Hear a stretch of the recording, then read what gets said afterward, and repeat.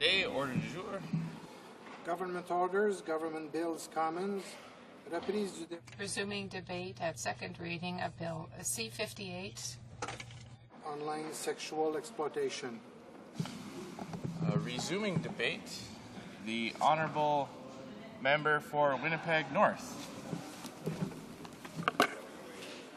Thank you, Mr. Speaker.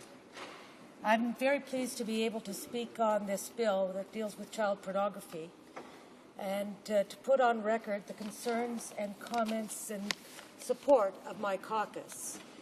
As you know, Mr. Speaker, this bill is roundly supported by all parties. And we're here today to acknowledge the work of those in our community who have been fighting for decades to stop the curse of child pornography, and more recently to in fact put restrictions on the spread of this vile propaganda via the internet. And so, Mr. Speaker, I wanted to spend a few minutes just reminding Canadians how we all have to work together on this issue. And I want to reference the work of an organization in Winnipeg, Manitoba, that is headed up by Roz Prober, that has been working on issues of the sex trade and child pornography for many, many years. And in fact, just this past week in Winnipeg, a number of sessions were held and media awards were presented for organizations and individuals in our country who have been outspoken and vocal and ever present on the issue of child pornography. Roz Prober and her organization, Beyond Borders, has started a campaign called Man to Man. The reason for that campaign is that, in fact, it is recognized that in most instances regarding child pornography and the use of the internet to spread child pornography, the main propagators of this material, offensive material, are men. The idea of the campaign is, in fact, to persuade other men who know the importance of stopping the spread of child pornography, who know where it can lead and how harmful it can be to our whole society, to encourage those men to speak to other men, whether it be in terms of how they treat women generally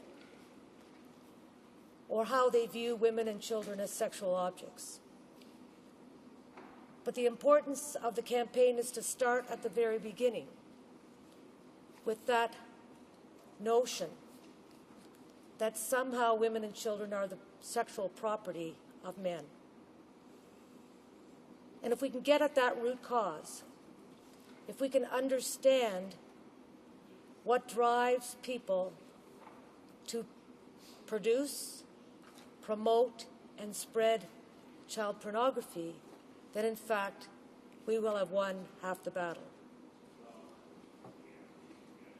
Many in this House have worked for years trying to convince parliaments, present parliament and previous ones, to take tough stands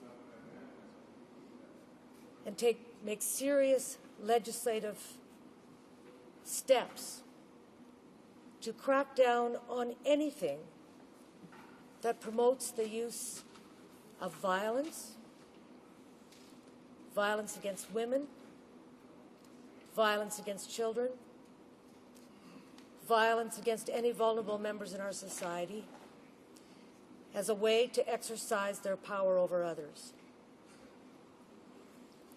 Many in this House have worked for years, and I think about previous members of Parliament, Margaret Mitchell, Don Black, Audrey McLaughlin, Alexa McDonough, and the list goes on and on.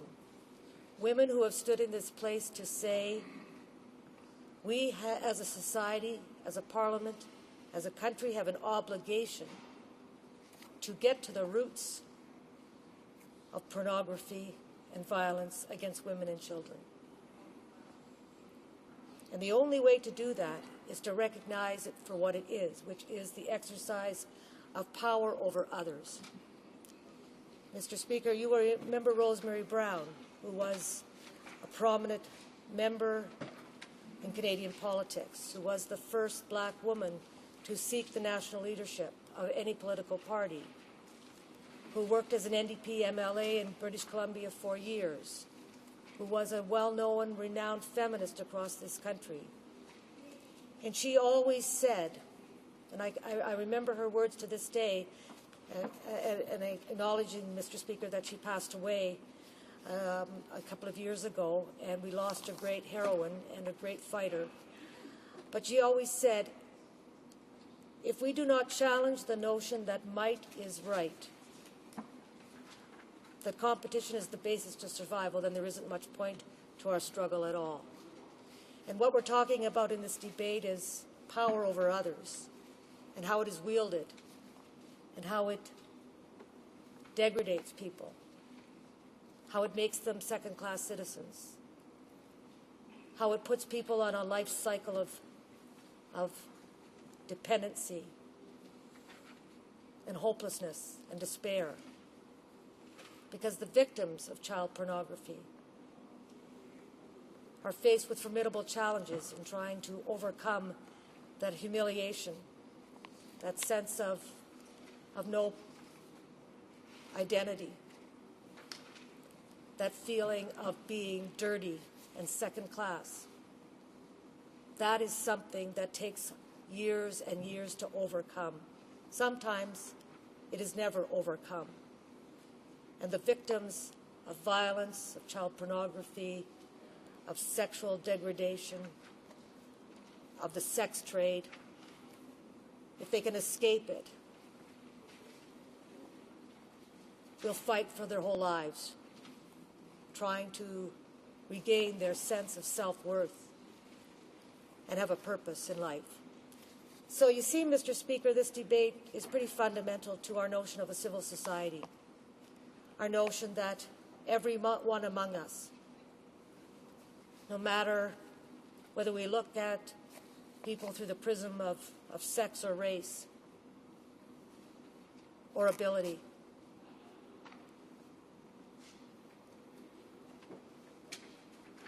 it is absolutely clear that our job as parliamentarians is to ensure that everyone, regardless of sex, race, or ability, is able to be who they are and to contribute on the basis of their unique talents, their individual potential, and to contribute that to our society.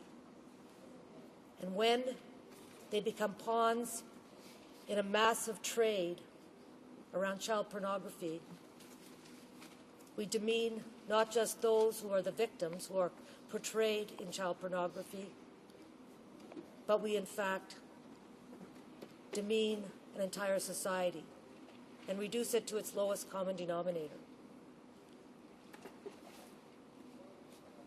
And our job must be to use every strategy at our fingertips, every mechanism available to crack down on child pornography. And this is not a time for anyone among us to debate the whole issue of freedom of speech, because we all know that there is no freedom of speech when that freedom is used to take someone else's freedom away. And that's what child pornography does. That's what pornography does generally. It takes away the freedom of that child or the woman or any other victim of pornography and sexual degradation to be who they truly are as an individual. And so, Mr. Speaker, I would urge you to ensure that we move this bill as expeditiously as possible through all levels and all processes in this place, to honor the work of those who have come before us, and to recognize those members in our communities everywhere, whether it's in Winnipeg with Beyond Borders, whether it's in the national organization in terms of child protection, whether it's in the women's movement where feminists have been speaking out for decades to end violence against any individual and sexual degradation of any individual. We need to honor that work and bring it to fruition and entrench it in law and crack down on the production, the dissemination, the spread of this vile propaganda that degrades and humiliates people and lowers the whole level of civilization in our country today. Mr. Speaker, I think it is an offense to the very notion of a civilized society that child pornography is allowed in any shape or form. It is contrary to any notion of what we believe in terms of a society where everyone is treated with decency, equality, dignity, and respect. And I think it's incumbent upon each one of us to do what we can in our own respective constituencies and communities, so that we're not just here promoting laws that will actually make a difference, but we are on the streets, in our neighborhoods, at the community level, in the grassroots of our communities, speaking out every time there is any sign, any sense, any whiff of material or actions or activity that shows and reveals children as sexual objects or women as second-class citizens. So what I'm saying, Mr. Speaker, is this debate is more than just about the law. It's about government policies in general, and whether or not we're there to support those organizations, those non-governmental community organizations, the women's movement, the cross-borders organizations of the country, whether we're there supporting them through resources and through acknowledging the validity of their work. And while I know this government is very supportive of cracking down on pornography, as witnessed by this legislation, we sometimes wonder if this government is really there prepared to get at the roots of the problem, to be there to support organizations who need resources of this government to fight, to speak, to act. And we've had huge debates in this place, Mr. Speaker, about whether or not government funds should be used to do such things, to advocate on behalf of others. And many organizations have lost their funds because they are seen as advocates, as speaking out for a purpose, as fighting against something.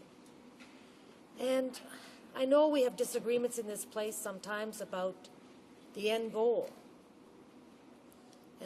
and our very notion of what is a civil society, but I would implore government members today to think about the wisdom of that kind of approach and decision, and in fact to reconsider supporting women's organizations who are the leaders on this issue,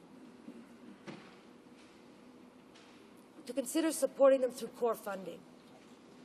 Because you see, most of the organizations I know that fight on these terms and on this basis spend half their time trying to figure out how to keep going as an organization. They spend half their time making applications and trying to fit their program into a government-sponsored initiative, trying to fit a round peg into a square box, trying to be as creative and as imaginative as possible to be able to access a little bit of resources just to keep going. And the women's movement has been drastically hurt in its ability to keep being that voice in our community against child pornography and violence against anyone, because they're spending most of their time just trying to figure out how to stay alive, if they are still alive. And in fact, Mr. Speaker, many groups, many important organizations have had to be silenced, have had to terminate their existence, because in fact there is no support from a government that should be supporting such organizations, because in fact they get at the very roots of the problem that we're talking about today. We can't just do it through the heavy hand of law. We support this, obviously, because it takes a multi-disciplined approach. It takes a multifaceted approach. But you got to be fighting at the community level too. You got to deal with attitudes, and that very fundamental attitude that people can overpower others and do so through the most vilest of ways, through such degradation that we've seen in some of the most horrific child pornography anywhere, as we know recently from the news, in terms of pornography rings that have been broken, and individuals who have been charged. But that's just the tip of the iceberg. It's everywhere. Pornography is everywhere. And the way in which we treat women and children is rooted in a society where the powerful are given license to overcome the more vulnerable, who are given license, because we don't stop them, to in fact repress women and children and to make them victims. So, Mr. Speaker, I hope that through this legislation we not only crack down on child pornography that happens on the internet, that is spread electronically with the speed of light everywhere, and is so readily accessible to everyone in our society. I hope we move to do that, and I hope in the process we actually recognize that we also have to change attitudes, and we have to say every time there is an act of violence against another in our society, anytime women are treated as sexual objects, anytime children are seen as pawns in this game of trading pornographic material, anytime we see a society where individuals are not allowed to be who they are on their own terms, then we have to act, and we have to support community groups to do that. We cannot sit back and allow cultural conditioning to overwhelm us, sex stereotyping to be pervasive, second-class status attributed to children. We've got to recognize everyone as an individual that should be unencumbered and free to pursue their life's dreams without being defined and stereotyped and placed in a precarious situation because of a society that needs to make money off the treatment of others as second-class citizens. So, Mr. Speaker, I thank you for the opportunity to be able to speak today and to recognize community groups who have been there for us, and in turn I would ask Parliament to be there for them. Thank you. Questions and comments? Questions et commentaires? The Honourable Member for London Fanshawe. Thank you, Mr. Speaker, and I want to thank my colleague from Winnipeg North for her remarks, and I'd like to thank her for spelling out how women have been silenced in Canada by this government, and connecting that use of power by this government to the wish to have power over others and not necessarily for a positive reason. Mr. Speaker, once a child's been violated by the predators that are out there, it's too late. And as my colleague pointed out, they live with humiliation and despair. My concern is that this government only talks about punishment. They're so focused on that they've paraded a series of less than effective crime bills in front of the Canadian public, and yet have acted negligently in terms of prevention.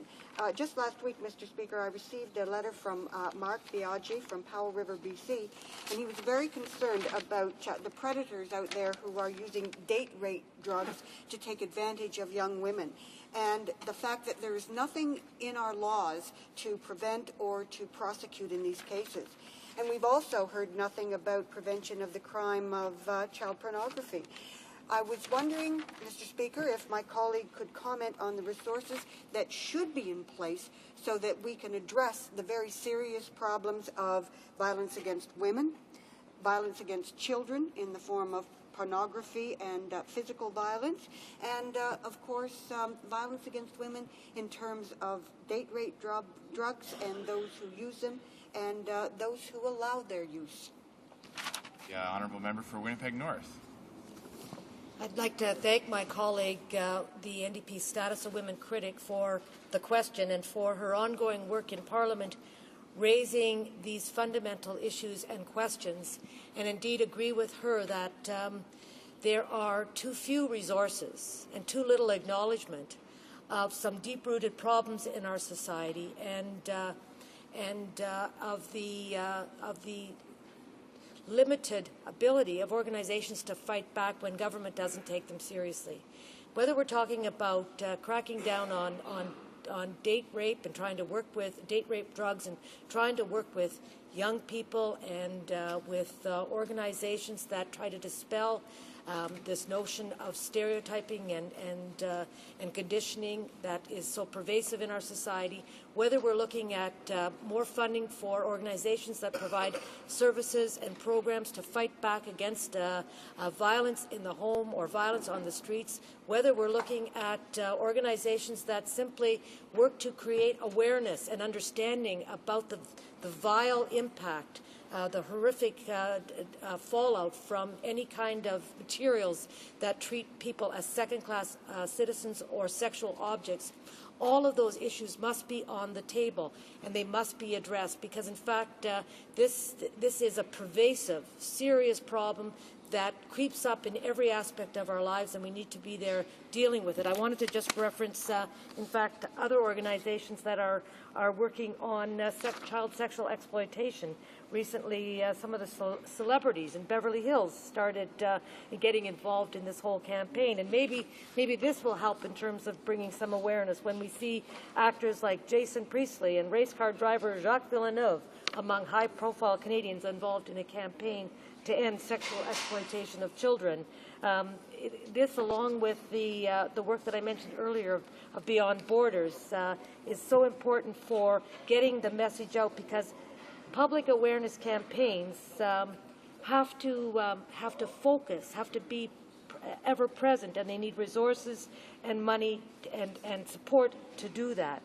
You know, in fact, the Beyond Borders, Mr. Speaker, that I mentioned earlier in my remarks, show that more than 90%, and this goes back to the reason for their man-to-man campaign, 90% of those charged in terms of sexual exploitation of children or the use of children for sex or the perpetuation of child pornography are men.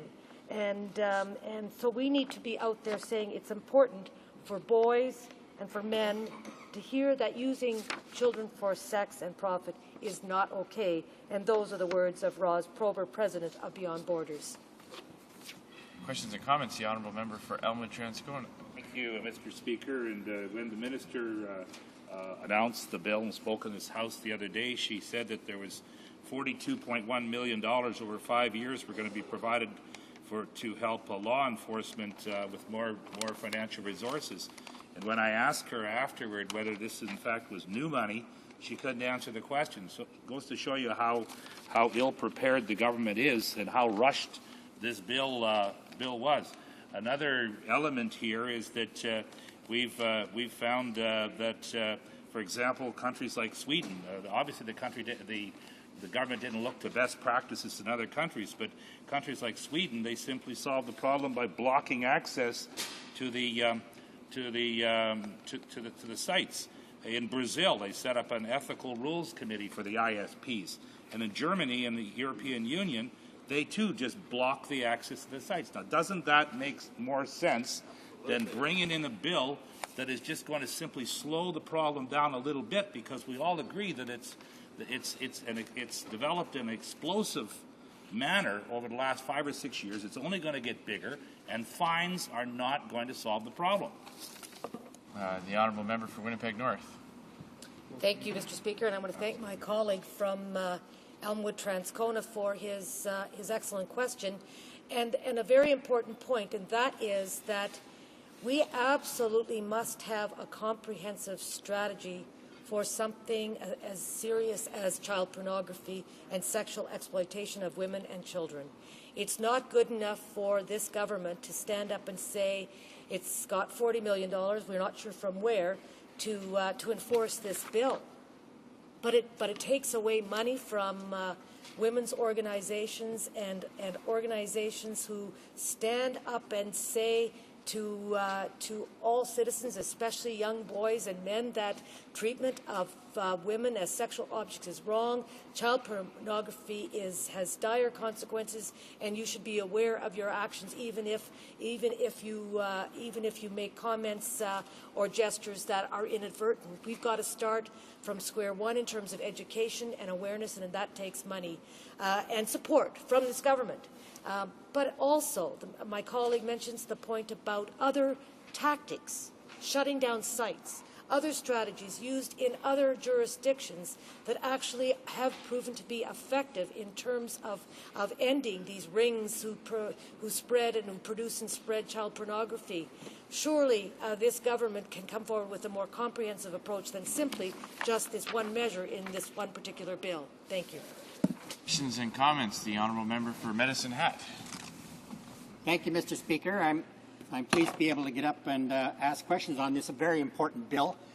I would like to point out that the citizens of the fabulous riding of Medicine Hat, the constituency there, have very much been in support of our crime bills, the anti-crime bills that we have been putting through. They regularly call our office and ask for, and why aren't we doing something about the criminals in this system? So although some of the colleagues on the other side appear to be somewhat soft on crime, I'm pleased to hear that the honourable member opposite, who just finished speaking on this bill, appears to be in favour of supporting this bill through the House. And so I would ask the honourable member if, in fact, that she has the ability to see that this bill will certainly help the protection of children in our country. Thank you, Mr. Speaker. The honourable member for Winnipeg North. Yes, thank you, Mr. Speaker, and I really appreciate that question from my Conservative colleague across the way. And I want him to know absolutely that we in the NDP support this bill, and we will help to ensure its quick passage to Parliament. But we also wanted our colleagues in this House to know that we are dealing with a very serious and pervasive problem, and it takes a multifaceted approach, and we're hoping that the government may see its way clear to look at other ways to crack down on the spread of child pornography through the internet. We're also hoping that the government might look at ways to change, to help change attitudes at the earliest stages, so that we don't end up with people engaged in this kind of activity that is so harmful to others. And I just want them to know that, we're here because we believe in it, and we've actually in the past introduced similar initiatives in the House, and someone just reminded me that the NDP had actually introduced a bill about internet luring back in 2006, and my colleague, the member for Sackville Eastern Shore, introduced that bill, and it was then to prevent the use of the internet to unlawfully promote, display, describe, or facilitate participation in unlawful sexual activity involving young persons. That was in 2006, so we're glad that we finally have a bill in 2009. Thank you. Resuming debate. Reprise du débat. Is the House ready for the question? Yes. The question is as follows.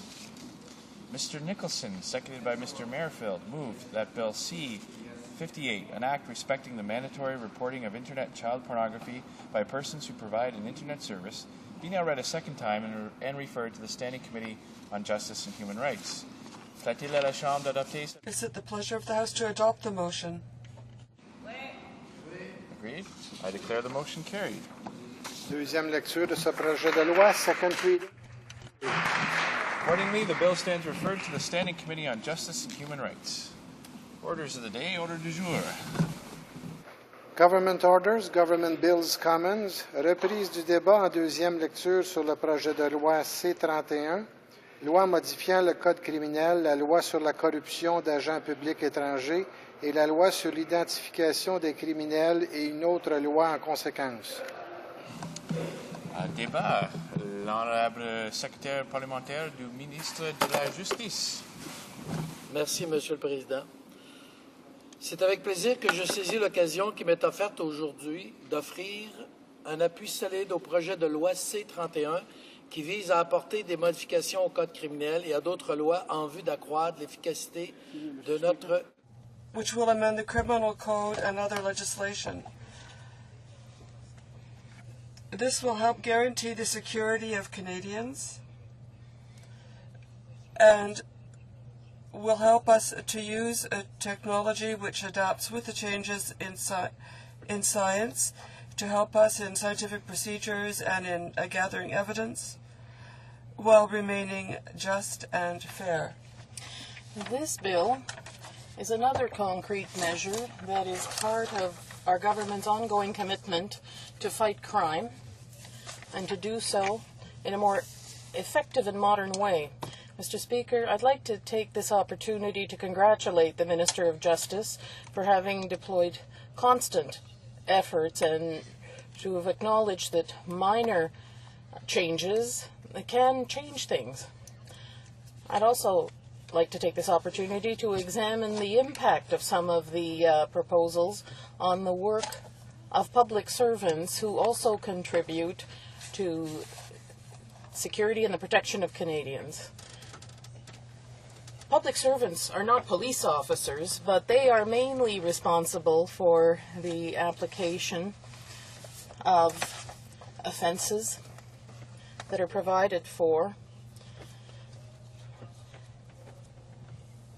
in the Drug Act. A proposed amendment seeks to harmonize the work of public servants with that of police officers, since they can exercise the same search and seizure functions as police. The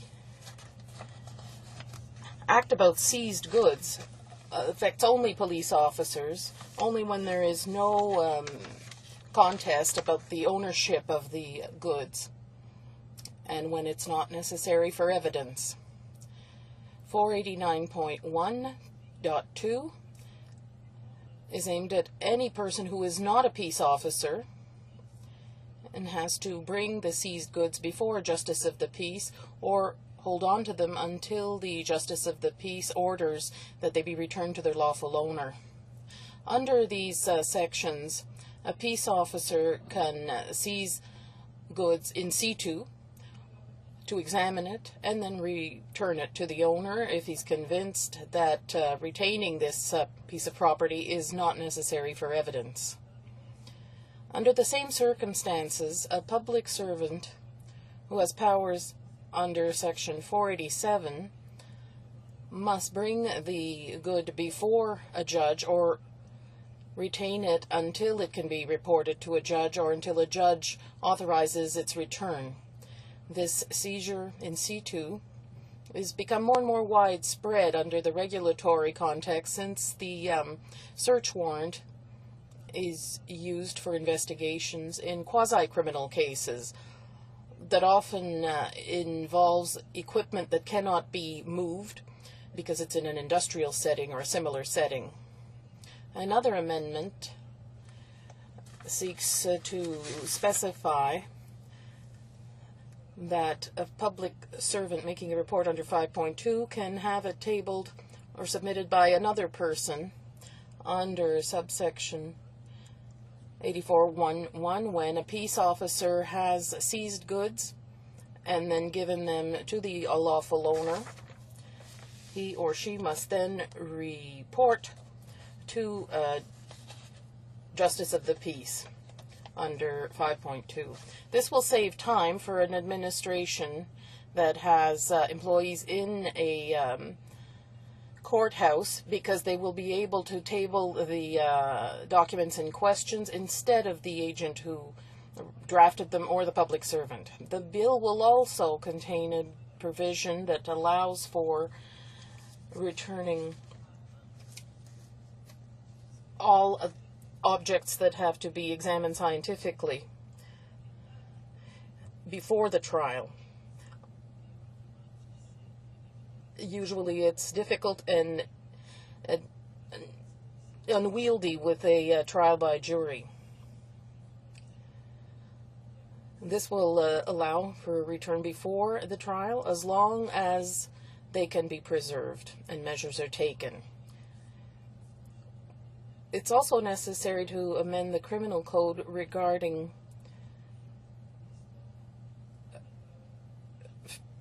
fights to exclude sports such as karate, taekwondo, and judo.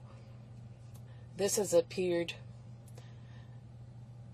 since the last amendment, since 1932. Some of these sports are sanctioned by the IOC, the International Olympic Committee, which means that provincial, national, and international sports organizations are dedicated to safety of participants under the IOC. Amateur sports under the IOC will be excluded from the definition of these kinds of fights. There can be conditions for the matches if these, and the provinces can exclude any other sport they wish and impose conditions for such fights. This results from in-depth consultations with the provinces and territory in 2003-2004, as well as the consultation of national sports organizations at various levels since 1998, when the issue was initially drawn to the attention of the government. Moreover, amendments to provisions about betting sets out the responsibilities of the federal government for approval and surveillance of a legitimate horse racing betting. These amendments will abolish the unnecessary power to limit the number of races on which betting can take place at a racecourse in Canada. It would also allow the racecourses to harmonize the calculation methods for the sums to be paid out for pool payouts for horse racing taking place outside Canada. And lastly, these amendments will allow Canadians to bet amounts lower than what is currently allowed, which will increase the possibility of winning without having to spend more. Moreover, in order to preserve the impartiality of juries, the bill contains an amendment that means that the court can, upon request, order the exclusion of jury members when there's the question of someone being recused with reason. Right now, only the defense can make such a request. This will no longer be the case. The bill also seeks to have rules about telewarrants. It will be changed in 3 ways. First of all, the convenience criteria has been eliminated, except for those requested orally, that is, not in writing. Possible access to telewarrants will be extended, and 3, public officials can now use telewarrants. We also decided to amend it, what is meant by in writing, because of the new technologies used these days. A telewarrant allows greater effectiveness and efficiency for the justice system, particularly for the police. These amendments would reduce the travel time for police officers who have to go to the courthouse to request the warrant in person, which will give them more time to devote to investigations. When it comes to oral telewarrants, our provincial and territorial partners observe that forcing police to describe their reasons in writing may expose them to leaks. Now, these warrants can be about the seizure of munitions and weapons, equipment, about stolen minerals, about gambling equipment, commercial registers and logs, and number recorders. Public officials and police officers could request more telewarrants using this process, which will no doubt be beneficial.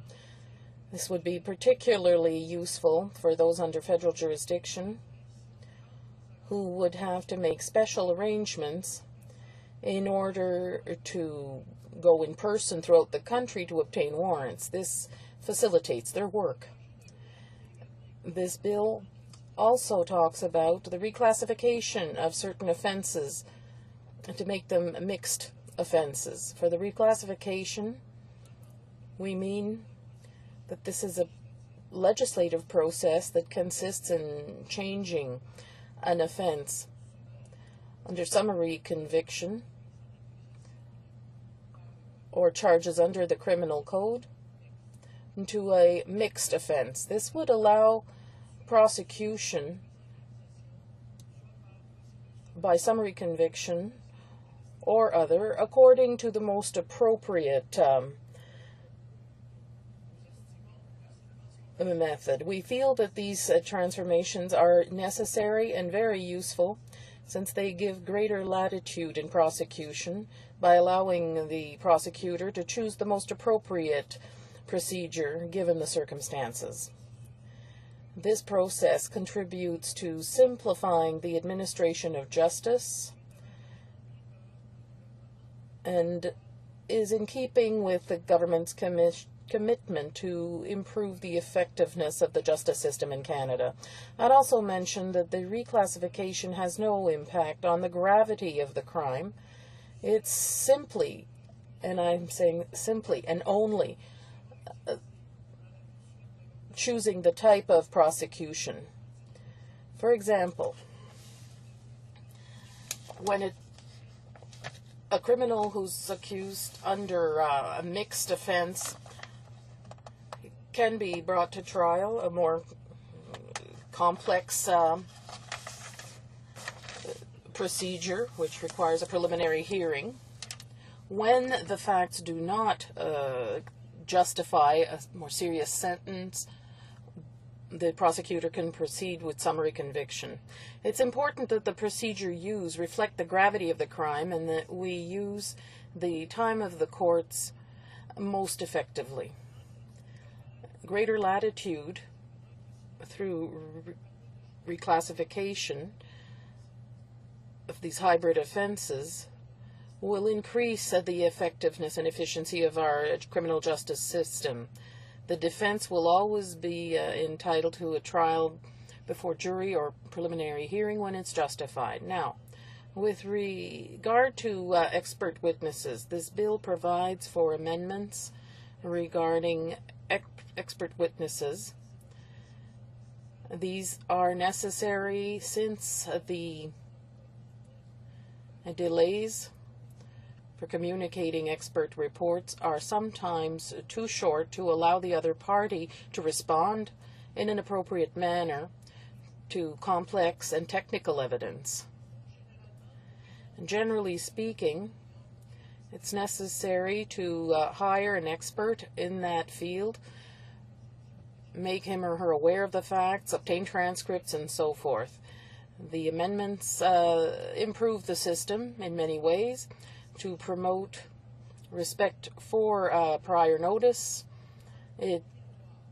There is a compulsory adjournment of 10 days in cases where these provisions are not respected. Moreover, in order for all parties to be prepared to respond to expert witnesses, a discretionary adjournment is provided for when the provisions on prior notice are respected, but if the other party hasn't had enough time to prepare.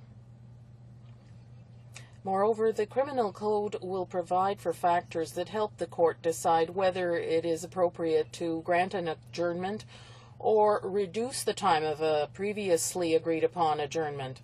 These factors will mean that the difficulties involving expert testimony will be taken into account. Lastly, the court must explain why it refuses to grant an adjournment. It will also improve the work of the courts regarding decisions and rulings.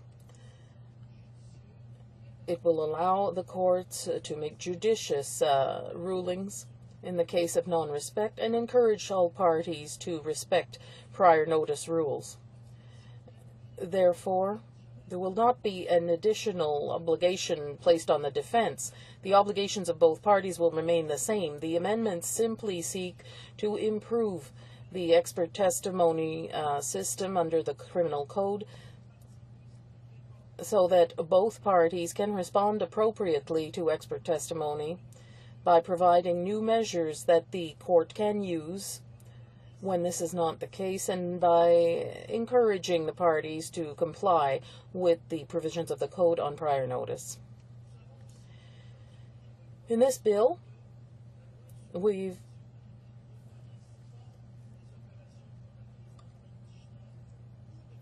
see that there is no photographing or fingerprinting before people are charged. This sometimes leads to delays. Voices were raised so that this be simplified and clarified. That is what is contained in the proposals here. The point is also to simplify identification processes by allowing for identification of people who are legally being detained after arrest for an offense under the code, but who have not yet been charged. For example, if the person is not charged or if the person is released, we know that many police forces destroy fingerprints and photographs upon request by the person involved if they're not found guilty. The courts have ruled that it is not unreasonable for the police to keep fingerprints if there is no request to destroy them or return them when there are no charges that they are rejected. I have just listed a few examples provided in this bill. It's important to note that this bill contains about 40 amendments that all contribute to some improvement in the efficiency and effectiveness of our justice system and its modernization. So I encourage all members to support it unreservedly. Thank you, Mr. Speaker. The member for Bonavista, Gander, Grand Falls, Windsor. Thank you, Mr. Speaker. Once again, during the latter part of his speech, probably nearest the end, he did mention about fingerprinting and identification, and he talked about, of course, how they can keep them on record. I find it a little bit sketchy, and I'm a little bit puzzled as to why this would take place, and in particular, when would a particular individual get these records back? And perhaps you'd like to explain once again, and for the record, please. Thank you. The Honourable Parliamentary Secretary. Thank you, Mr. Speaker. Through you, I would respond to my colleague. This is a question that is raised often by people who are charged. Right now, when someone is arrested and legally in custody and charged or accused of some criminal offense under Section 133, they can immediately be fingerprinted and photographed. And when the trial is over, the person can request that the fingerprints or photographs be returned. Right now, between the time where the person is legally in custody and the time where they are specifically charged, there's that delay there. So to promote the efficiency of police services throughout the territory, there are territories that have fewer police officers, sometimes they're very isolated, so there has to be some efficiency here. So the modernization here is that the fingerprints and the photographs can be taken at the outset, as soon as the person's in lawful custody, but before they are charged. Thank you, Mr. Speaker. The Honourable Member for Elmwood Transcona. Well, thank you, Mr. Speaker. And the member at the end of his speech had said that these 40 amendments were designed to improve efficiency of the justice system. And I'd like to ask him a question regarding the amendment that deals with the permission of the provinces to decide whether to expand the list of sports permitted to take place within the province and authorize specific contests. And I'm referring to the issue of the mixed martial arts, which Senator John McCain calls human cockfighting. And in an article that I have here, it's mentioned that the people that are attracted to this sport are men between the ages of 18 and 35 who have attention spans too short to watch 15 rounds of boxing. And the issue is whether this mixed martial arts is something that we want to be promoting as a government in this country. Honourable Parliamentary Secretary. Thank you, Mr. Speaker. Through you, my colleague poses a very interesting question. Since 1932, there have been many kinds of new sports, prize fights of all kinds. Since 1932, there have been no changes, but there are types of sports that have appeared in the past 20 years or so, such as mixed martial arts. And the International Olympic Committee decided that these would become Olympic disciplines, so it's quite normal that they no longer be considered offenses under the criminal code. My colleague is asking about these mixed martial arts. You're not always sure whether they're martial arts or not. We have to be very careful, as my colleague suggests. When there is the Olympic element in this, or when provincial territorial organizations refer to Olympic standards, then they can be authorized or withdrawn, as the case may be. Minutes left for the Parliamentary Secretary for questions and comments. It's now time for statements by members. The Honourable Member for Cypress Hills Grasslands. Mr. Speaker, it is with great pride, actually it is with rider pride, that I stand in the House today as the 13th man. The Saskatchewan Rough Rider Nation is sporting jerseys, green body paint, and watermelon helmets, and following its team west in a sea of green to the 97th Grey Cup at Calgary's McMahon Stadium. To get there last weekend, we hosted the Western Final for the first time in 33 years, beating Calgary 27-17. But just like the challenge that Rider fans will face in finding a watermelon this time of year, the Saskatchewan Roughriders will face the challenge that is the Montreal Alouettes. Some say the Owls are virtually unbeatable. Some will also say that finding a watermelon this time of year is virtually impossible. But the Riders will play like champions. I'm confident that 2009 will bring our province its 4th Grey Cup trophy. The Riders and their fans will be sporting not just watermelon helmets, but sheer determination and passion. That's why they are Canada's team. Honourable Député de Laval-les-Îles. The Honourable Member for Laval-les-Îles. Association of Parliamentarians on Population and Development, I've been proud to defend and represent Canada's policies abroad on women equality rights, such as our commitment to the Cairo 94 Programme of Action and the 2000 Millennium Development Goals. Canada has had a strong reputation of upholding our United Nations pledges, especially on women's health and their right to choose. But now, a Conservative member, and I quote, commends Saskatoon doctors for promoting a climate for less abortion, end of quote. The Conservatives are also working hard to cut aid to organizations that promote women's health, like the International Planned Parenthood Federation. I call on this government to clarify its policy. Canada cannot achieve its Millennium Development Goals in women's health and in reducing violence against women if this government continues to target these organizations and the dedicated professionals who work in the field of women's health. The Honourable Member for Terrebonne-Blainville. Thank you very much, Mr. Speaker. I would like to draw the House's attention to the remarkable volunteer work that has been done by Madame Linda Seale-Demers in the community of Terrebonne. She has spent most of her life in volunteerism, including 20 years at l'Amicale des Vétérans de Terrebonne. What's more, she was the first woman to sit as president of l'Amicale, a position which she held for 14 years thanks to her very hard work, her rigor, and her enthusiasm. She, in addition, has been the honorary member of the Royal 22nd Regiment. For all this, she was awarded the National Assembly Medal, a distinction that's given to exceptional people whose exceptional achievements and involvement make them very special. Madame Seale-Demers now is going to go back to the bosom of her family, and they are the winners because they will benefit from her unmatched altruism. Madame Seale, on my behalf and that of the Bloc, thank you. For Thunder Bay, Rainy River. Mr. Speaker, today I rise in the House to recognize the contributions of two long-standing organizations in my riding and to celebrate their significant anniversaries.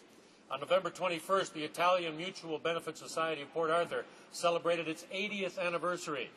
The organization was founded in 1929 to provide benevolent aid to Canadians of Italian ancestry who now call Canada their home. 80 years later, the organization continues its effort to preserve and strengthen the fraternal spirit among those of Italian descent. And 2009 marks the 100th anniversary of the founding of the Società Italiana Principe Piemonte. The organization was formed in 1909 by a small group of Italian immigrants who wanted their heritage to stay alive in this new country they had come to call their own.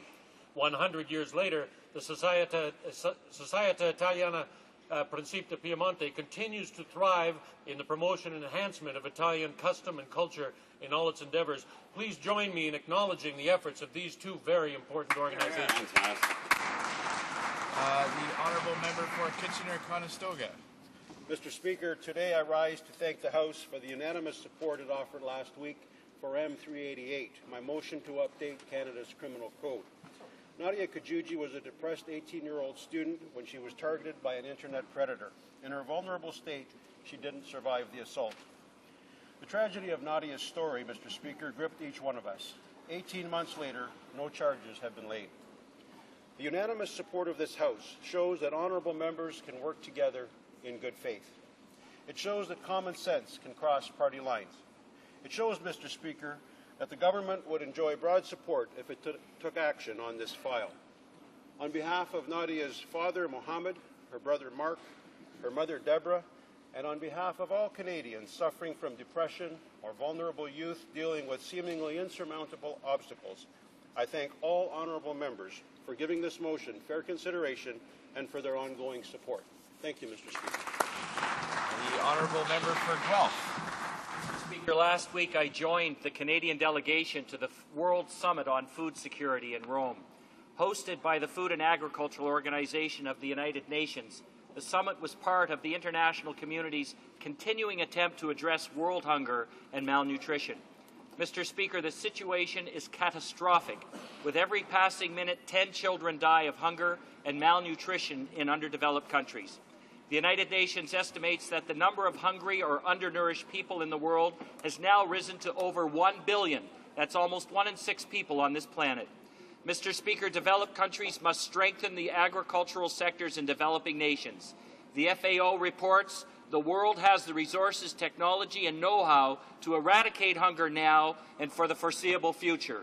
Indeed, rapid progress is possible if real action is taken and policy is informed by the moral imperative that all human beings have a basic right to food. Thank you, Mr. Speaker. The honourable member for Edmonton Centre. Thank you, Mr. Speaker. I'm proud to be part of a government that has a proven record in protecting Canadians. We've introduced legislation to fight gangs, organised crime, white-collar crime, and to curtail identity theft. This week, the Minister of Justice introduced legislation that would make reporting online child pornography mandatory. This legislation is the next step in our government's efforts to fight the sexual exploitation of children. It would require suppliers of Internet services to report tips they receive from the public to a designated agency. At the moment, such actions are voluntary. The bill would set graduated fines for failure to comply. A mandatory reporting regime across Canada will strengthen our ability to protect our children from sexual predators. It will help police to rescue these young victims and to prosecute the criminals responsible. We must always remain on the offensive when it comes to keeping our children and neighbourhoods safe. I would like to thank the Minister of Justice and all members of this House who are working on this legislation, and I encourage it to be passed in a timely manner. Working together, we can deliver real results for Canadians. And, Mr. Speaker, that's why we were elected. Thank you. The honourable member for Compton Stansted. Mr. Speaker, for 2 days now, the member for Lotbinière-Chute-la-Chaudière has been saying that he's been insulted, claiming to say that the defence of the French language was breached in committee, and claiming loud and clear his indignation and his so-called attachment to French. So where was the member when it came time to defend the use of French in businesses coming under federal jurisdiction? Well, he stood up all right, but to vote against it, Mr. Speaker. Contrary to what the member thinks, Francophones won't be fooled by this charade. It's very clear that the member is not in a position to preach to the Bloc Québécois, a party that has always worked hard to protect the French language and will continue to do so.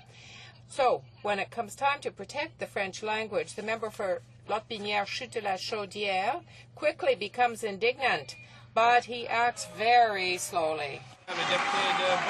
The honourable member for Beauport-Limoilou. Mr. Speaker, today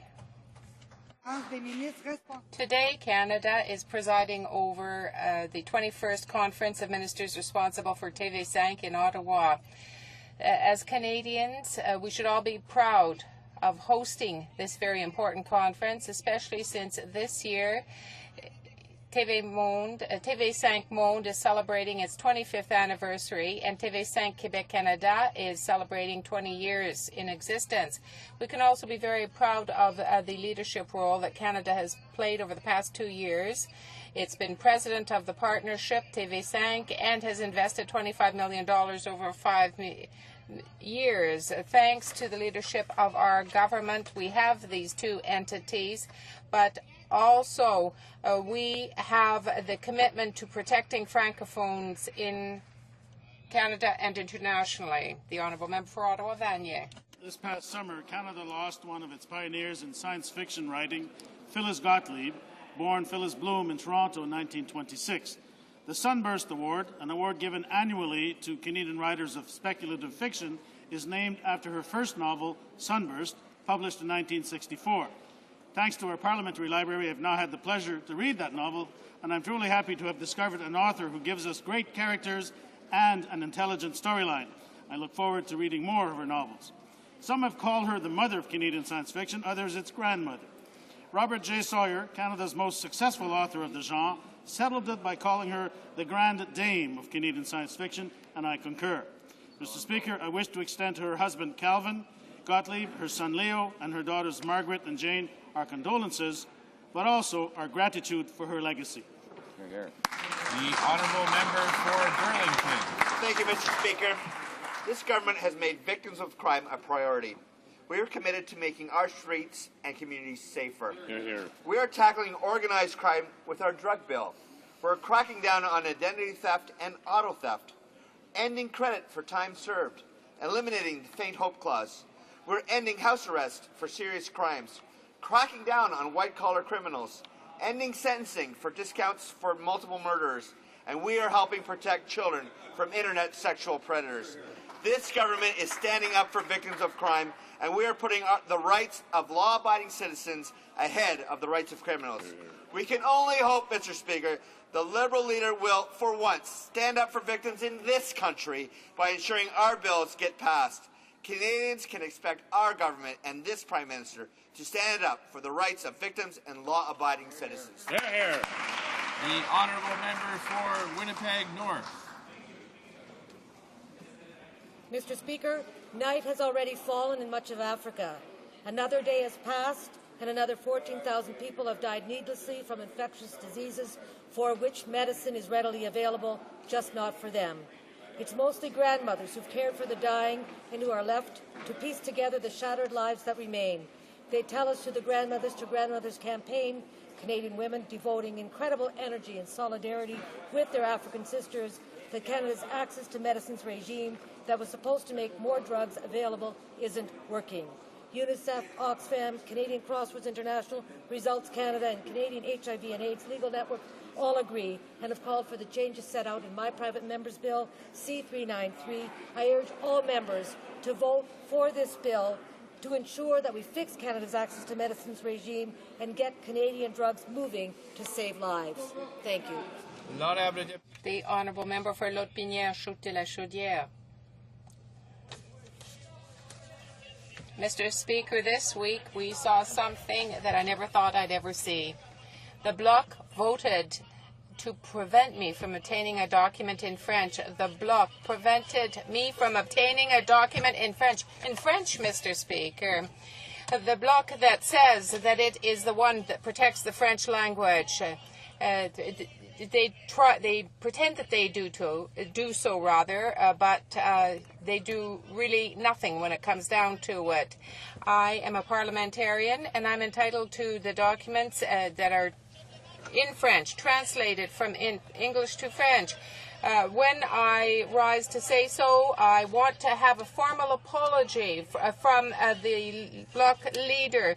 I'm not sure what Quebec the Bloc leader represents, but it's not my Quebec. I'll go even further than that. Quebecers trust our government to protect the French language. Order. The honourable member for Jean-Lebert. Honourable member.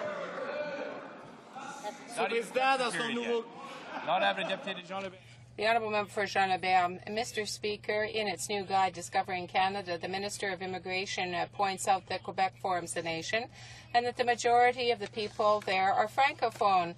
However, there's not a word to new immigrants about Law 101 and the obligation that they have to send their children to French school.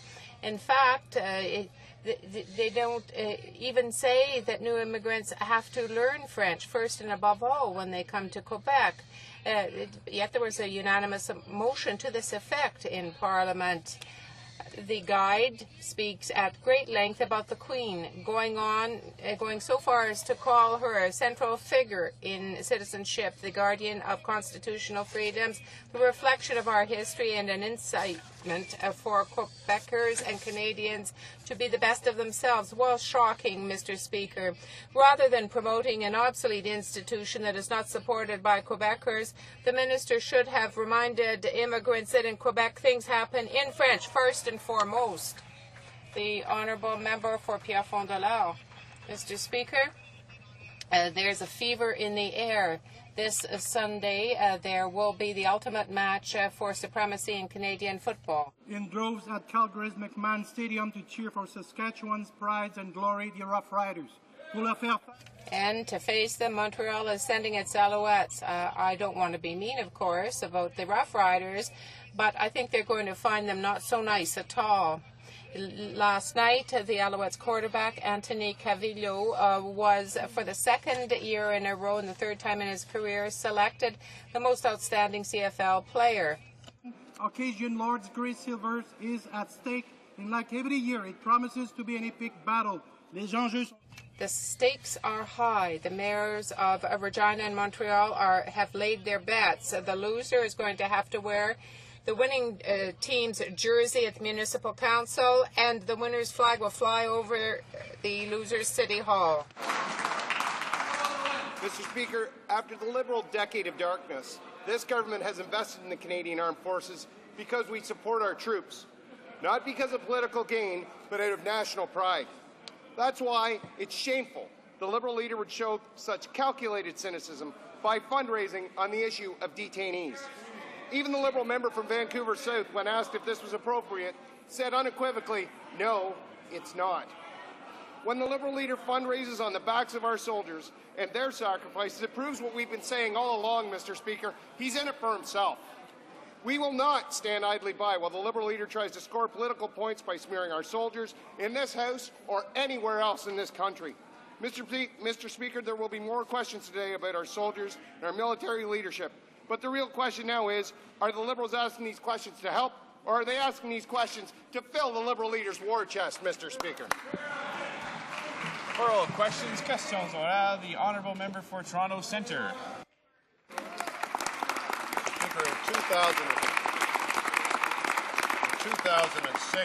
In 2006, the United States State Department noted a human rights report that where authorities allegedly continued to routinely torture and abuse detainees. Torture and abuse consisted of pulling out fingernails and toenails, burning with hot oil, beatings, sexual humiliation, and sodomy. A year later, Mr. Speaker, the United Nations Secretary General told the Security Council that initial findings noted that ill treatment and torture had been used to force confessions. I'd like to ask the Minister, Mr. Speaker, would the Minister not agree that in 2006, at least he would agree that reports of widespread abuse were available to the Government of Canada, Mr. Speaker? The Honourable Minister of Transport. Mr. Speaker, we've always been perfectly clear when military and diplomats have been presented with credible, substantiated evidence, they've taken the appropriate action. Canada instituted an enhanced arrangement with Afghanistan over 2.5 years ago. The agreement replaced the inadequate prisoner transfer agreement that was left by the previous government. That's why we established this agreement. That's why we took action. The honourable member for Toronto Centre. What the Minister would now appear to be saying is that in 2006 there were indeed problems, which is exactly what Mr. Colvin was saying, which is exactly what others were saying. However, the problem is, Mr. Speaker, it was not possible for Canada to investigate independently any allegations. The Department of Foreign Affairs officials said, and I quote, "We don't investigate allegations, we record them." In light of that fact, can the Minister explain why it took a year and a half for his government to develop the political will to finally get the evidence? Honourable Minister of Transport. Well, Mr. Speaker, we've now heard testimony from 3 respected generals, 3 Canadian heroes, some of the country's highest-ranking military officers. We've heard from a senior diplomat.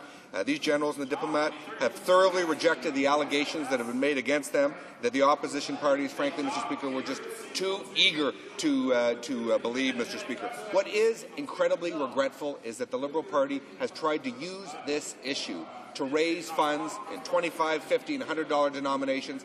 That is wrong. That does not serve the interests of our troops. And frankly, Mr. Speaker, they should be ashamed of themselves. The honourable member for Toronto Centre. The problem with the minister is very simple. It's a government that has all the information. They refuse to give it to us. We don't have access to the documents necessary to get to the truth. And that up to now, it's clear that it's the government refusing to let us see the information, and the government that's refusing at the same time to deal with a big problem, and that's that for more than a year, the Canadian government has not investigated. All they've done is to try. The Honourable Minister of Transport.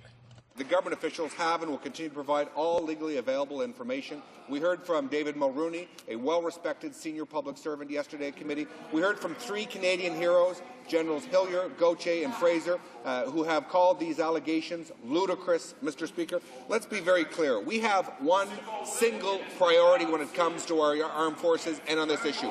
It's to support and protect our men and women in uniform. And we will not go on a political fundraising drives by maligning our men and women in uniform. That is shameful, Mr. Speaker. The honourable member for Moncton, Riverview DF. Mr. Speaker, the government claims, falsely, that Afghans detained by the Canadian government were not tortured. But Mr. Colville says that the detainee transfer system could not allow them to know for sure. The Red Cross declared to Mr. Colville, and yesterday Mr. Mulrooney confirmed this. When will the government finally admit that Mr. Colvin, the Red Cross, and Mr. Mulrooney are right? The Honourable Minister of Foreign Affairs.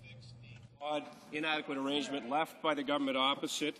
We then went about investing and improving the Afghan justice system. Nobody's ever said there weren't problems. But let's look at what Mr. David Mulrooney had to say, not the partisan attacks, not the attempt to politicize the issue. Here's what he said.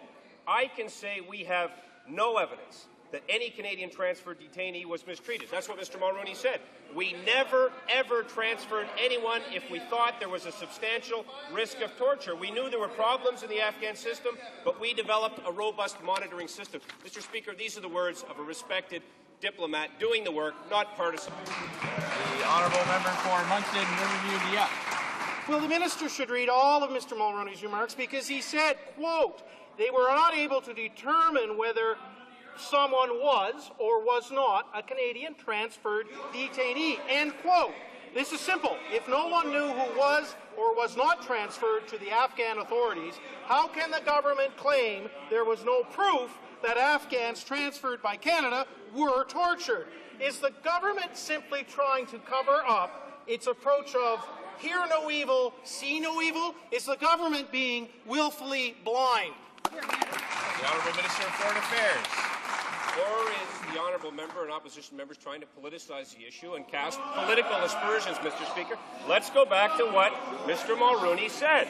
Sure, I think there was very widespread and an incredible understanding that there were lots of problems in the Afghan justice system and Afghan prisons with Afghan police, as there were with many problems throughout the Afghan justice system. Mr. Speaker, that's why we acted. He went on to say, we talked to people who made allegations of abuse, which we reported to the authorities, but what is important to note is that these were not, to our knowledge, Canadian transfer detainees. That's the crux of the issue. The honourable member for Joliette. Mr. Speaker, David Mulrooney, in his testimony before the committee, acknowledged that as early as 2006, Canadian authorities were aware of allegations of torture in Afghan prisoners. He also knew that Canada was losing track of prisoners. Given these facts, how can the government continue to deny that Canada has violated the Geneva Convention, which prohibits the transfer of prisoners when they risk torture? The Honourable Minister. Clear. When the military or Canadian diplomats receive credible, substantiated evidence, they have taken the appropriate action. Canada initiated an enhanced agreement with Afghanistan more than 2.5 years ago. This agreement replaced the inadequate prisoner transfer agreement left by the previous Liberal government. Mr. Speaker, we're going to continue to take these matters seriously. Our first priority will always be, though, the safety of our men and women in uniform. The Honourable Member. Mr. Speaker, David Mulrooney, who in 2006 advised the PM on foreign matters, declared, and I quote, everyone understood that the Afghan police and prison system had major problems. The possibility of mistreatment could not be ignored. So did the Prime Minister. The Prime Minister knew as early as 2006 that Canada was in violation of international conventions in Afghanistan. Of years ago, Canada instituted an enhanced agreement with Afghanistan on this issue. That is why we took action. Whenever there is credible or substantiated allegations made, Mr. Speaker, the government has treated them seriously, and we will continue to do so. The reality is, Mr. Speaker, there is no credible evidence suggesting that any Canadian transfer of a Taliban terrorist has resulted in any torture. Those are the facts, Mr. Speaker. The Honourable Member for Beauharnois-Salaberry. Mr. Speaker, the government is trying by all means to hide the truth on the atrocities experienced by prisoners. After having derailed the Military Police Complaints Commission, the government is intimidating Richard Colvin and has refused to make public various reports which they provided to those witnesses who were favourable to its side, who took its sides. Why put so much effort into hiding the truth?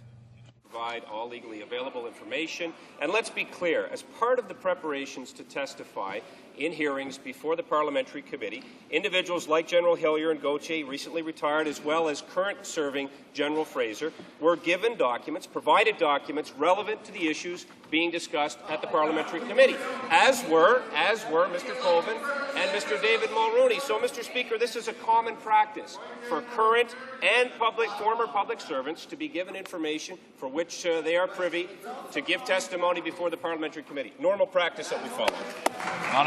The Honourable Member.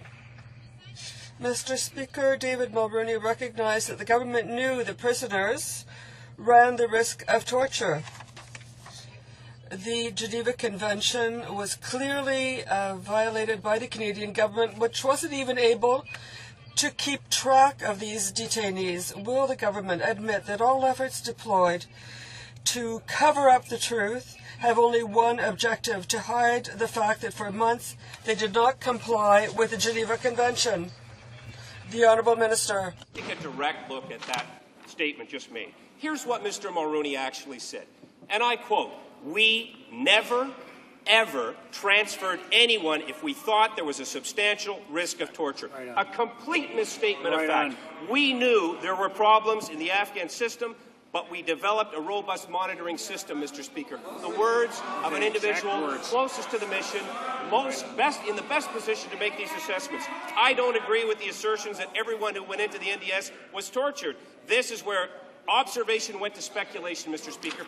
The words of Mr. Mulroney in his testimony yesterday. The Honourable Member for St. John's East. Thank you, Mr. Speaker. On the detainee torture issue, first this government starved the MPCC by withholding documents.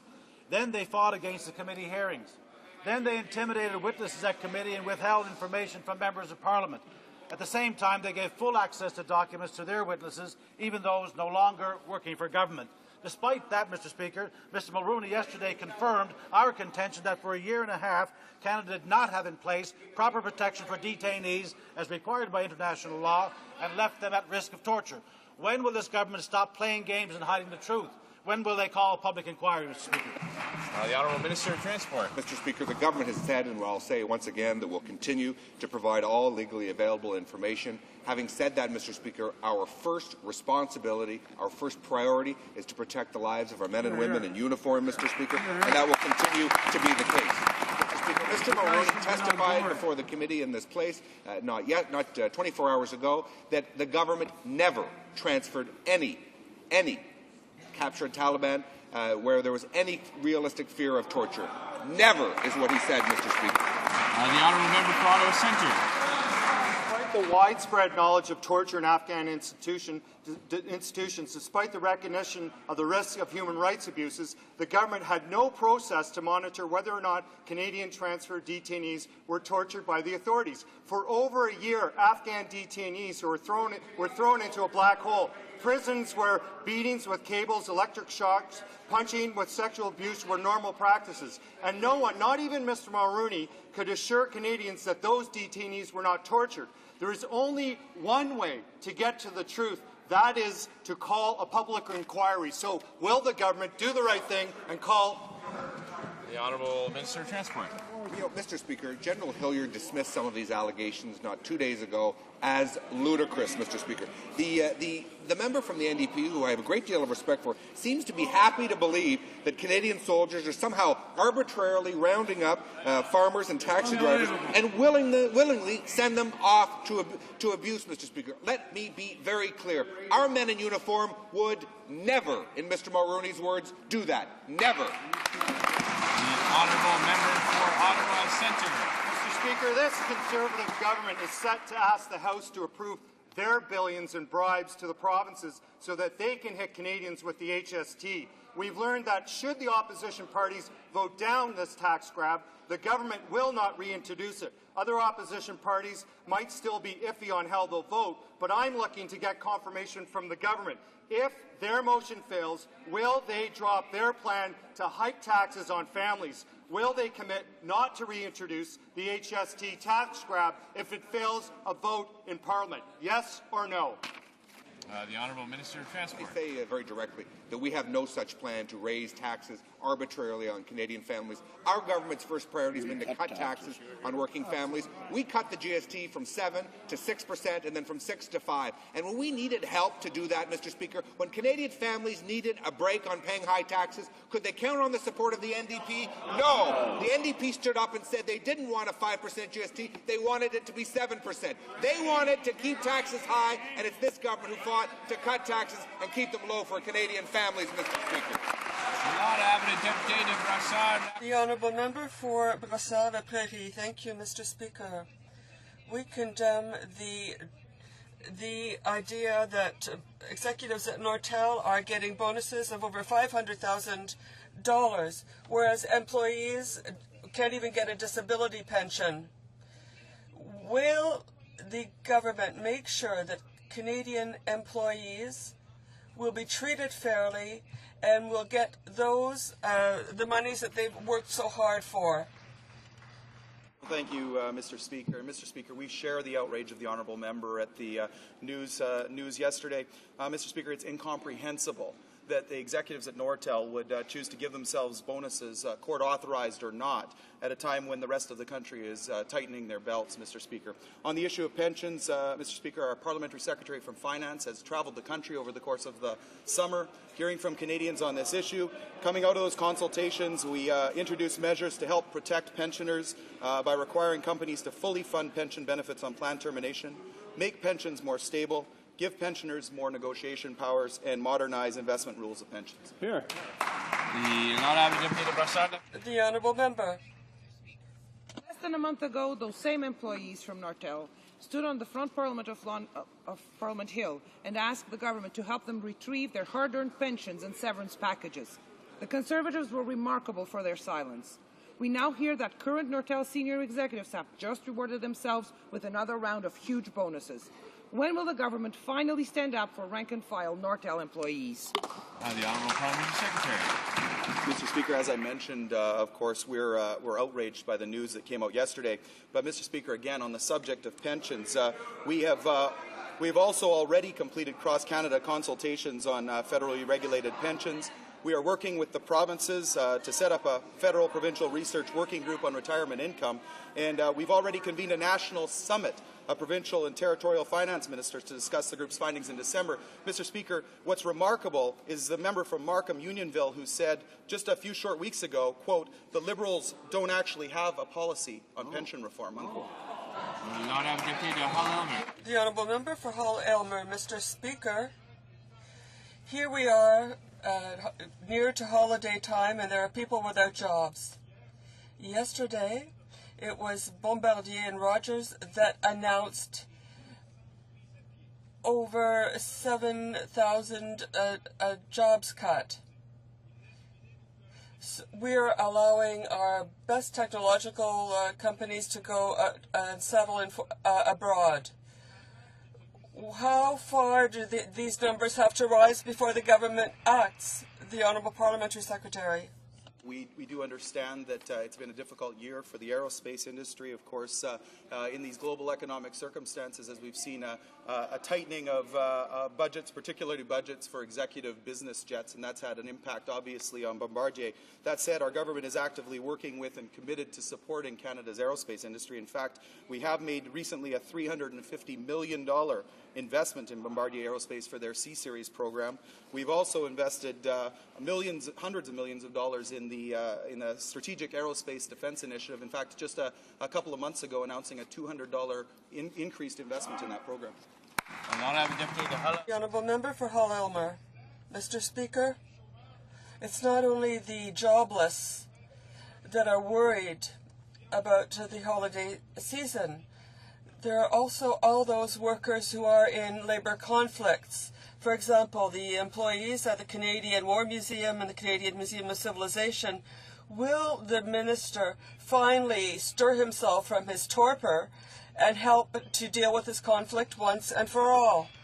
The Honourable Private Secretary of the Speaker, our mediator has been working with the party since before the strike began, and we're continuing to work with them. We're encouraging them to come to the table and resolve this issue. And, of course, if both parties agree, the minister can appoint an arbiter, but they both have to come to that agreement, Mr. Speaker. Good point. Order. Not have a Deputy Sherbrooke. The Honourable Member for Sherbrooke. Mr. Speaker, Canada has discredited itself not only internationally, where they're talking about expelling it from the Commonwealth, but also domestically, because 3,000 Canadian scientists have been calling on the government to negotiate an agreement that will bring solutions to climate change or climate warming. What is it going to take for the government to finally come up with a reduction plan, greenhouse gas reduction plan, that is credible and will lead to results? The Honourable Parliamentary Secretary to the Minister of the Environment. Is committed to reducing greenhouse gas emissions 20% by 2020, Mr. Speaker. That's one of the toughest targets in the world. In fact, as President Obama just announced the conditional target of 17% reduction by 2020 using the 2005 levels, Mr. Speaker, that target is virtually identical to this government's target. Why do the opposition members want Canada to divert from a North American target and instead choose a job-killing European target? Canada will not abandon the North American harmonized approach. We will not jeopardize Canadian jobs or the Canadian economy. The Honourable Member for Sherbrooke.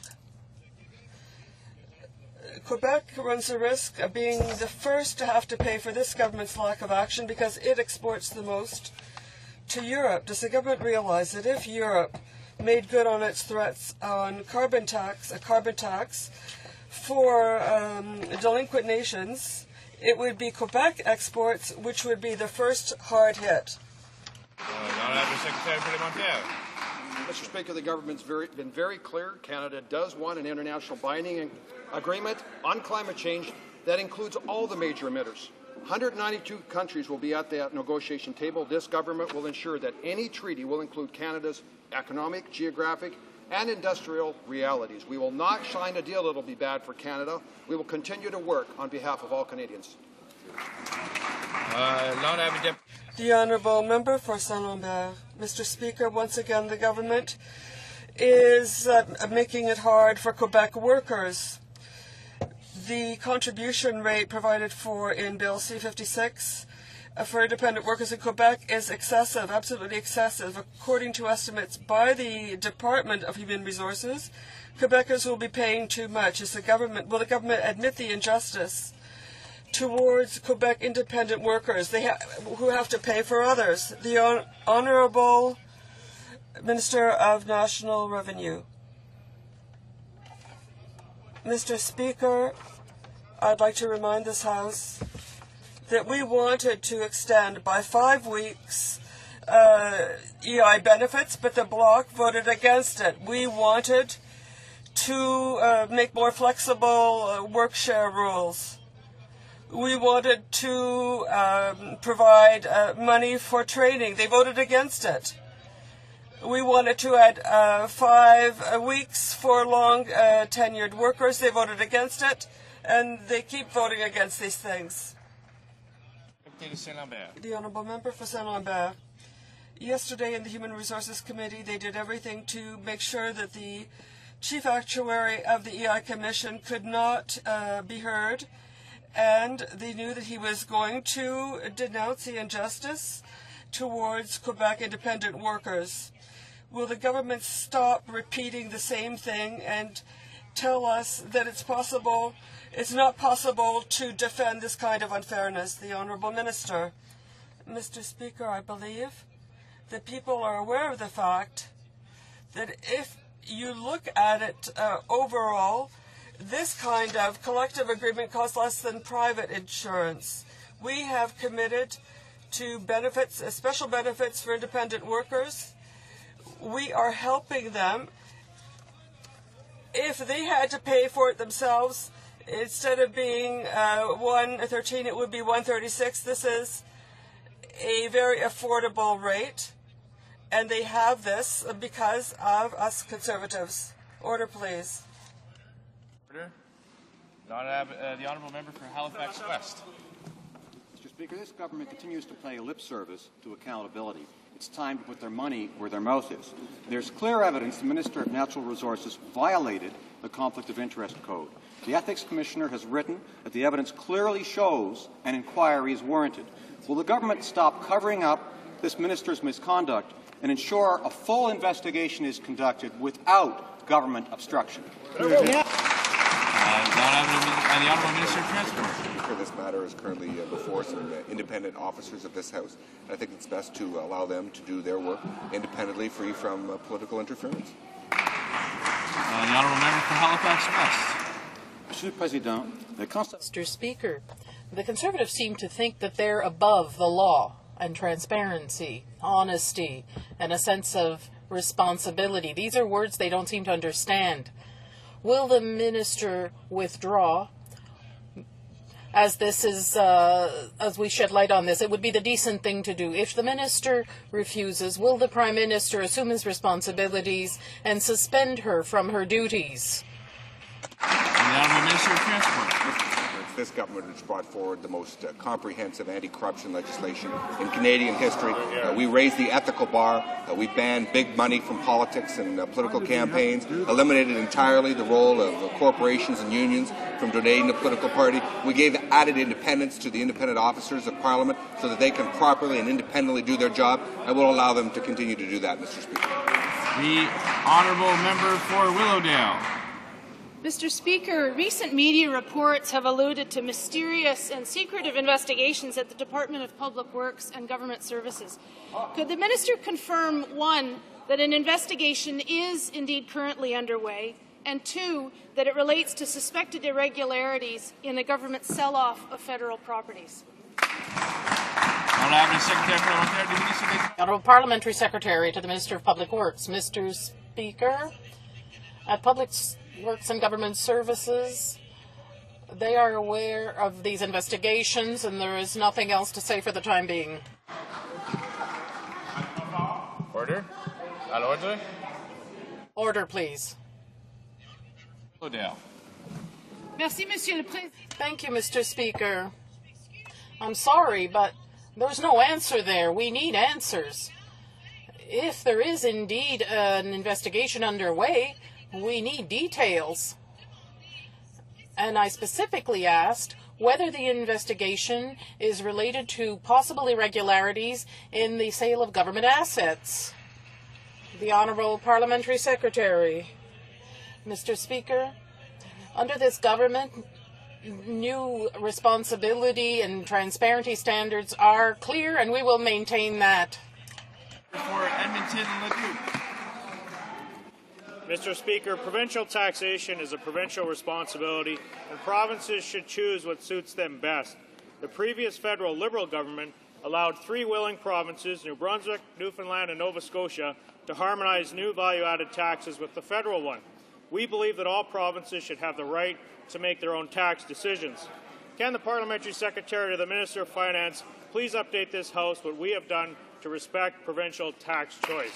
The Honourable Parliamentary Secretary to the Minister of Finance. Thank you, Mr. Speaker. And out of respect for provincial autonomy, we will facilitate any province's decision to switch to a harmonized value-added tax.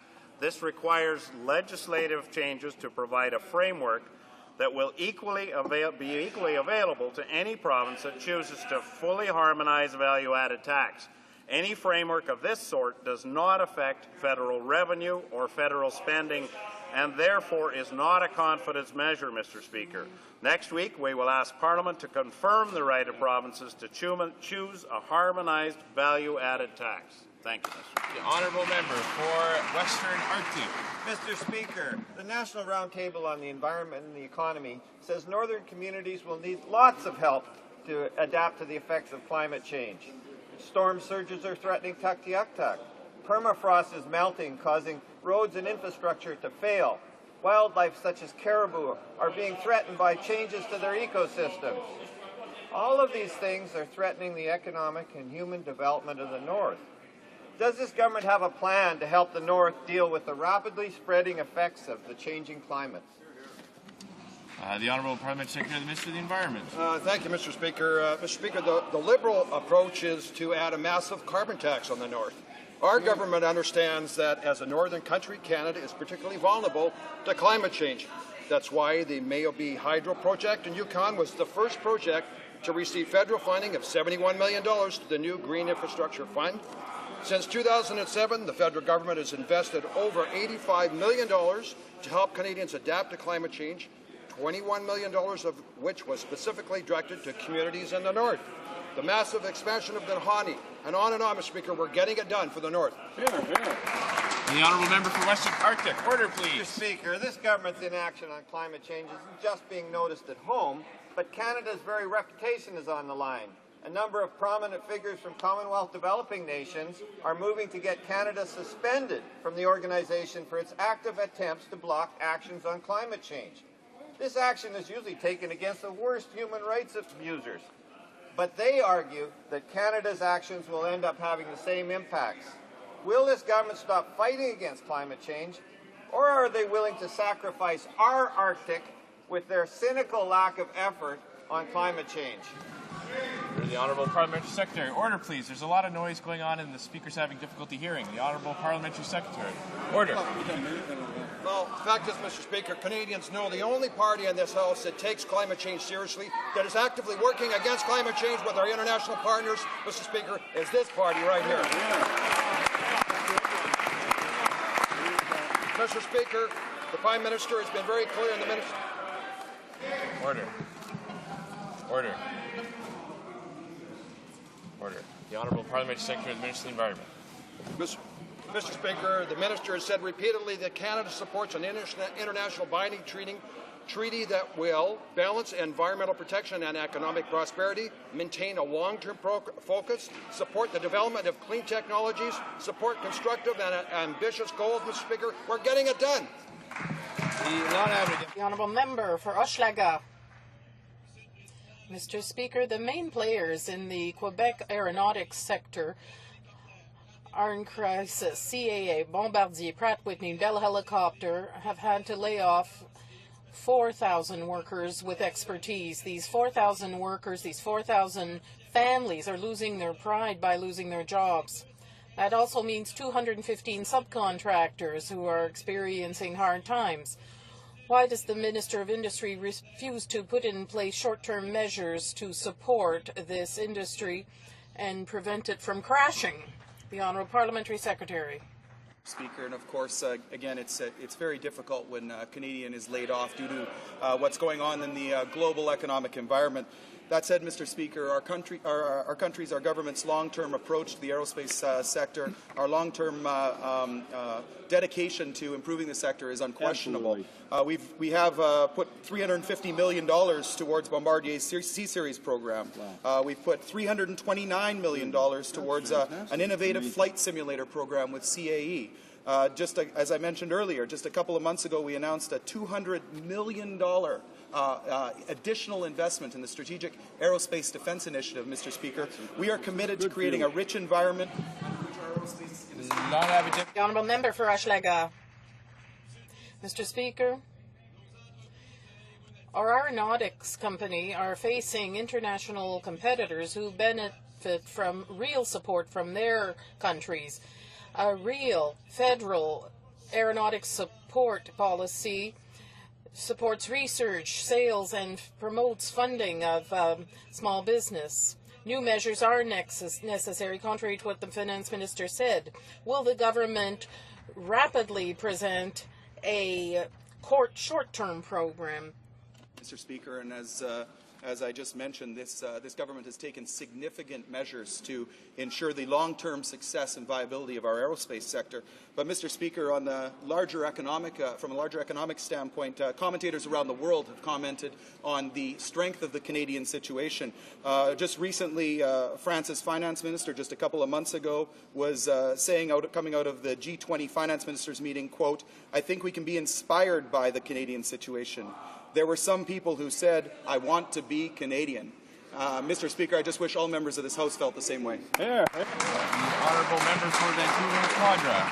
Speaker, a mere 77 days before Vancouver's Olympic Games begin, we learned that the government has only now awarded its $9 million contract to build Canada's Olympic Pavilion.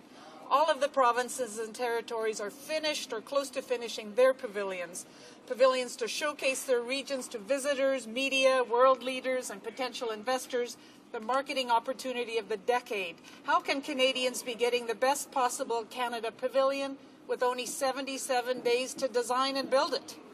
And the Honourable Parliament Secretary to the Minister of Heritage. Mr. Speaker, of course, the Canada Pavilion is on track to be completed for the start of the Games. It's going to celebrate everything that Canada has to offer, Mr. Speaker, everything from our heritage and our culture, from First Nations to settlers, everything that this country is all about. It's going to be a celebration of Canada, our athletes, our country, and Canadians are going to be immensely proud of it. The honourable member for Vancouver Quadra. Speaker, with the lateness of this bid process and given only 2 weeks to prepare a bid, people in the construction industry wondered if the government had a favoured company in mind or if this was just pure incompetence. Now we know the $9 million plum contract for Canada's pavilion has gone to an American company, creating American jobs. What a celebration of Canada that is, at a time of record unemployment in Canada. Will the minister tell us, were there no Canadian companies good enough to build Canada's pavilion? The Honourable Parliamentary Secretary to the Minister of Heritage.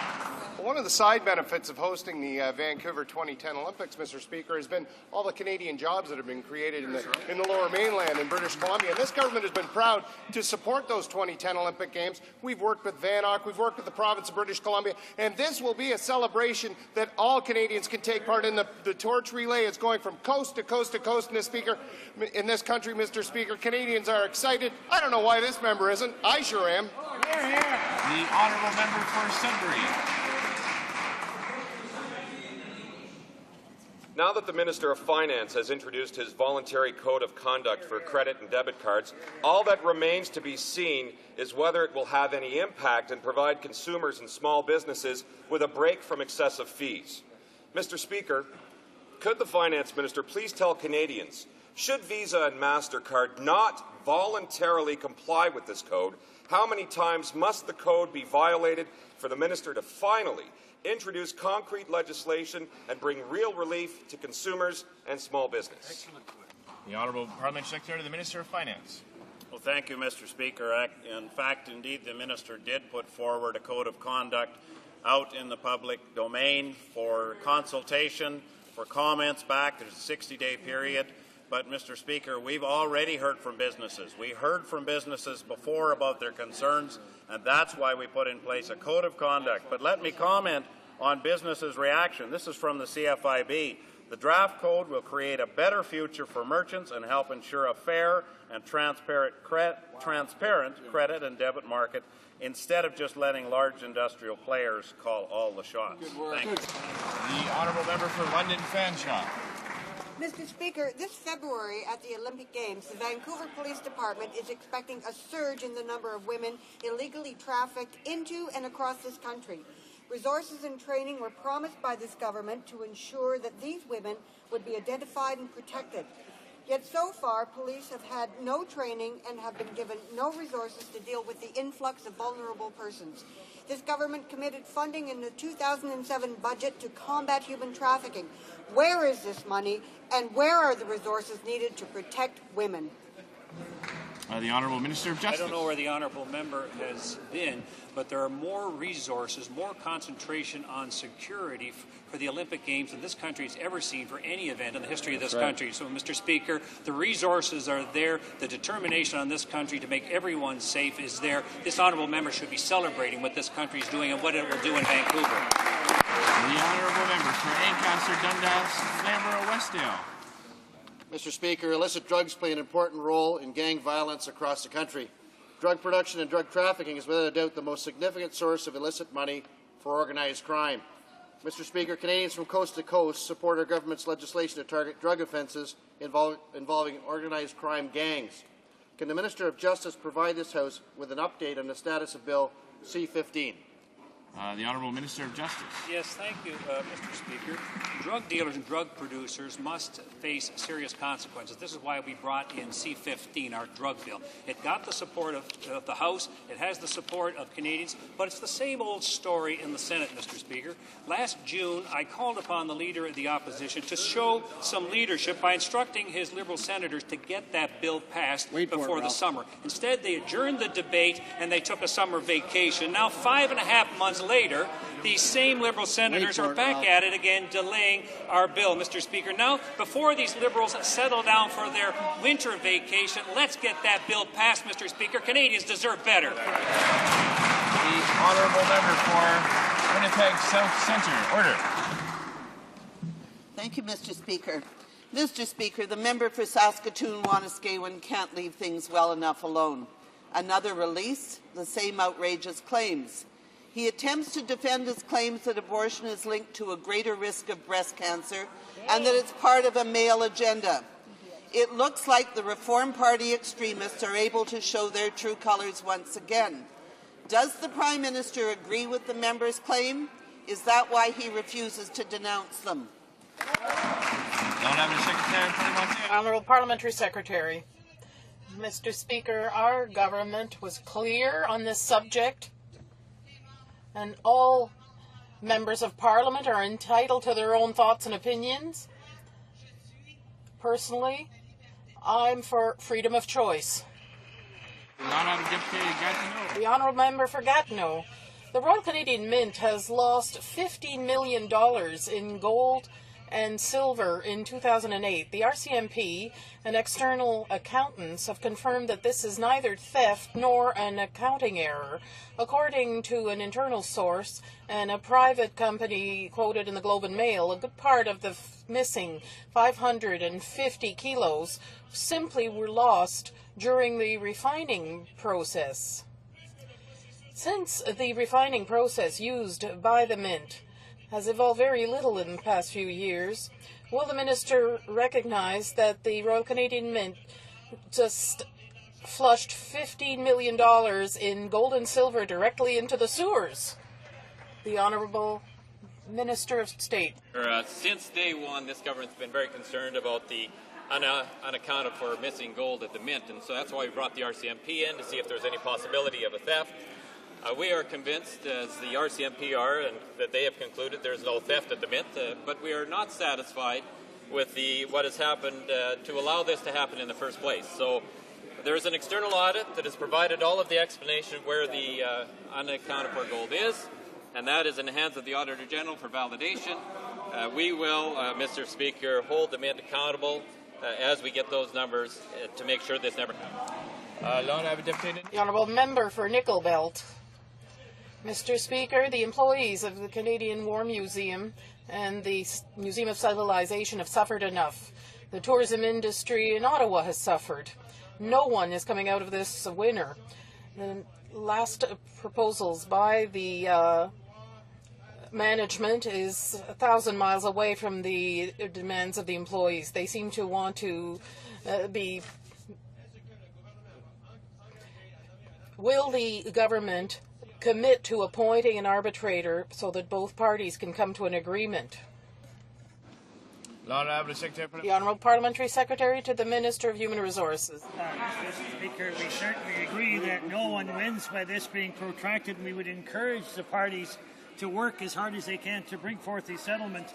As you know, Mr. Speaker, under the law, the Minister of Labour cannot appoint an arbiter unless both parties agree, and if both parties agree, an arbiter will be appointed, Mr. Speaker. Good point. The honourable member for Niagara West, Glanbrook. Thank you, Mr. Speaker. Our government invested in the auto sector because it is crucial to Canada's economy, in particular to Ontario. We made the decision to preserve our share of the integrated North American auto sector when it was clear it was struggling.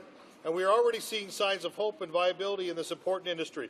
Can the Parliamentary Secretary inform the House on some of the recent developments that show our crucial auto sector is back on the road to recovery? The Honourable Parliamentary Secretary to the Minister of Industry. Well, thank you, Mr. Speaker, and I thank the honourable member for the question and his advocacy in this important area. Mr. Speaker, when the prospects for the auto sector in Canada were at their worst, our government stepped up and took action to ensure Canada maintained its share of this important global industry. And now, Mr. Speaker, thanks to our early action, we are beginning to see real and positive results in the Canadian auto industry. Recently, Chrysler announced plans to resume full production at their minivan plant in Windsor. And GM has just this week confirmed it will produce the new Buick Regal in Oshawa, which could create as many as 750 jobs. Wow, fantastic. The honourable member for Winnipeg South Centre. Thank you once again, Mr. Speaker. Mr. Speaker, the Prime Minister now calls women defenceless. He calls them a left-wing fringe group. The member for Saskatoon-Wanuskewin attacks a woman's right to choose. Government members have attacked Aboriginals, called the unemployed no good you-know-whats, and play off religious and cultural groups one against another. Are all these odious attacks a part of this government's divide and conquer strategy? The Honourable Minister of Transport. Absolutely not. Not have a deputy Compton-Stanstead. Honourable member for Compton-Stanstead. In an effort to convince Chinese authorities not to suspend their imports of Canadian canola affected by a parasite, the Minister of Agriculture stated that limiting canola imports would be pointless since Canadian canola is Terminator seed. Well, this is not true. There has been a moratorium on Terminator technology since 2000. Can the minister tell us why he made such statements, which in addition to being false, are prejudicial to major crop producers? Well, Mr. Speaker, any measure that seeks to counter exports of any agri-food product we have, especially canola, this is a concern to us. Doubly so when it's not a matter of safety. In this case, we're waiting and discussing this with American and Chinese authorities who've had certain problems with canola in order to find a solution that's good for our country, Mr. Speaker. Tabling of documents. Okay, there's several points of order. I'll go first to the Parliament Secretary, the Minister of Industry. Well, thank you, Mr. Speaker. And Mr. Speaker, in answer to a question earlier from the member from Hull-Aylmer, it's been brought to my attention that I may have inadvertently, in my haste to list all of the good things that this government has done for the aerospace sector, used the term $200 instead of $200 million in new investment for the Strategic Aerospace Defense Initiative. Let's be clear, Mr. Speaker, the amount of new investment was $200 million. I'm sure the House appreciates the clarification. The opposition House Leader on point of order. Mr. Speaker, given that you are in the chair of this House at this propitious moment, and given the fact that the color of that chair is green, I wonder if you will take this opportunity to declare indeed that green is the color, and that we wish the Rider Nation every success at the Grey Cup Festival in Calgary this weekend.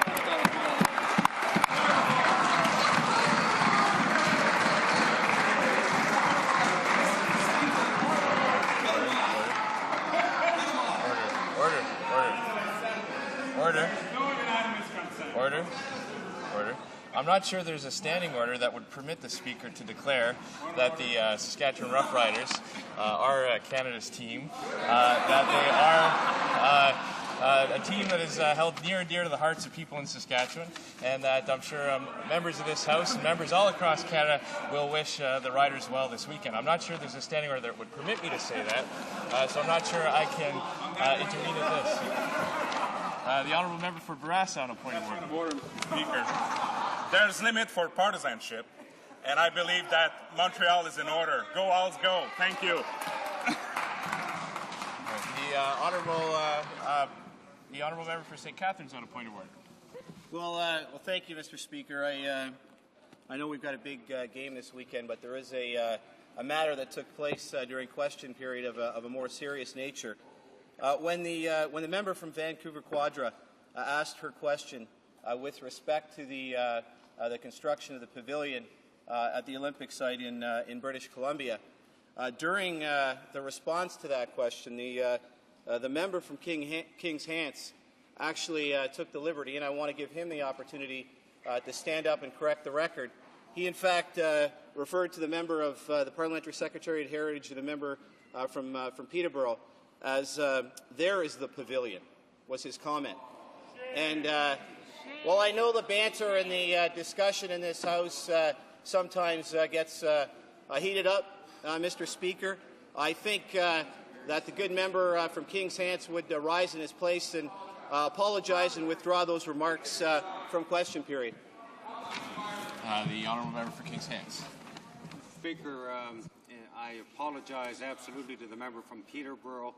What I said was inappropriate, and I certainly hope he does not take any personal, doesn't take this personally. I feel very badly about it, and I'm sorry to the member for Peterborough. And I.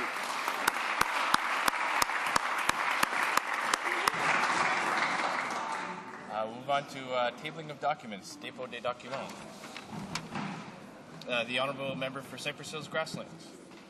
Mr. Speaker, pursuant to Standing Order 36.8, I have the honour to table in both official languages the government's response to 4 petitions. Introduction, tabling of documents, dépôt des documents. Introduction of government bills. Mr. Hill for Mr. Van Loan, seconded by Mr. O'Connor, moves for leave to introduce a bill entitled An Act to Implement the Framework Agreement on Integrated Cross-Border Maritime Law Enforcement Operations between the Government of Canada and the Government of the United States of America. This motion is deemed adopted. Mr. Van Loan, seconded by Mr. O'Connor, moves that the bill be now read a first time and be printed. This motion is deemed adopted. First reading of this bill, première lecture de ce projet de loi. When shall the bill be read a second time? The next sitting of the House. Statements by ministers. Déclaration des ministres. Reports from interparliamentary delegations. The honourable member for Don Valley East. Thank you, Mr. Speaker. Mr. Speaker, I have the pleasure to present to the House in both official languages the report from the Canadian Group of Interparliamentary Union regarding their attendance at the Conference for Chairperson and Members of Parliamentary Bodies dealing with gender equality and a response to violence against women. Thank you, Mr. Speaker. December 2 to 4, 2008 in Geneva, Switzerland. Thank you, Mr. Speaker. Reports from interparliamentary delegations. Presenting reports from committees. The honourable member for Niagara West Glanbrook. Thank you, Mr. Speaker. I have the honour to present in both official languages the 7th report of the Standing Committee on Human Resources, Skills and Social Development and the Status of Persons with Disabilities in relation to Bill C-56, an act to amend the Employment Insurance Act and to make consequential amendments to other acts. The committee has studied the bill and has decided to report the bill back to the House with amendments. I also wish to thank all members of the committee from both sides of the House for their hard work and their spirit of collaboration for getting this bill through the committee. Thank you, Mr. Speaker. Presenting reports from committees, the honourable member for Toronto Centre. Mr. Speaker, I have the honour to present in both official languages the 7th report of the Special Committee on the Canadian Mission in Afghanistan. To bring to the attention of the House its belief that a breach of privilege has occurred in the context of its study on the transfer of Afghan detainees. Introduction of private members' bills. Première lecture de projet. First reading of Senate public bills. Motions. Motion. The Honourable Government House Leader. Thank you, Mr. Speaker. Pursuant to Standing Order 83.1, I wish to table a notice of Ways and Means motion to amend the Excise Tax Act. I ask that an order of the day be designated for consideration of the motion.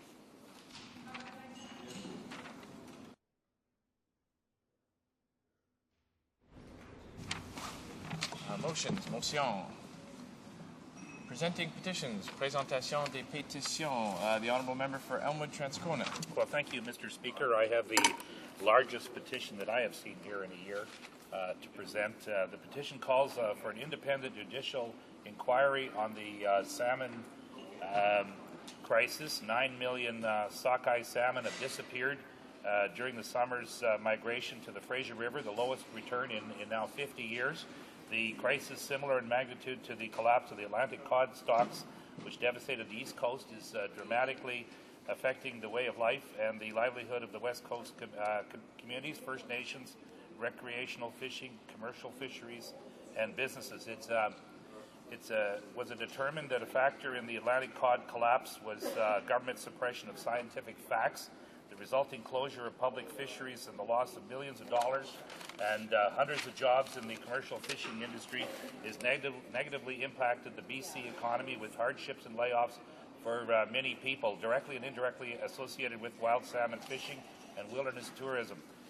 It's unclear whether the Department of Fisheries and Oceans has fulfilled its obligations to effectively and responsibly manage this important resource, and uncertain as to what meaningful action it will undertake to ensure the long-term viability of all the salmon in the West Coast. Now, Mr. Speaker, the petitioners call on the government to establish an independent judicial inquiry under the Federal Inquiry Act that would fully and explore the real facts and consult with the scientists and stakeholders and determine what went wrong with this year's sockeye run.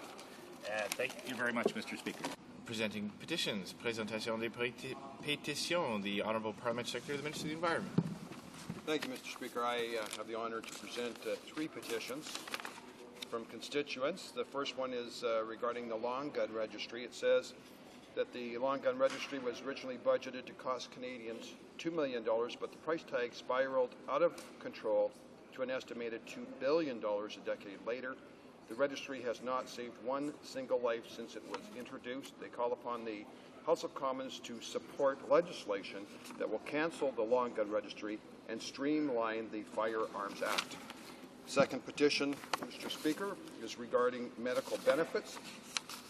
It says that a parent and caregiver of a child who has a life-threatening or serious illness, like cancer, must take care of the child full-time when the child falls ill and undergoes treatment for surgery. That parent or caregiver does not qualify for long-term medical EI insurance. They're calling upon the House of Commons to enact specific legislation to improve additional medical EI benefits to at least equal to the maternity EI benefits. The last petition, again from constituents, is regarding life.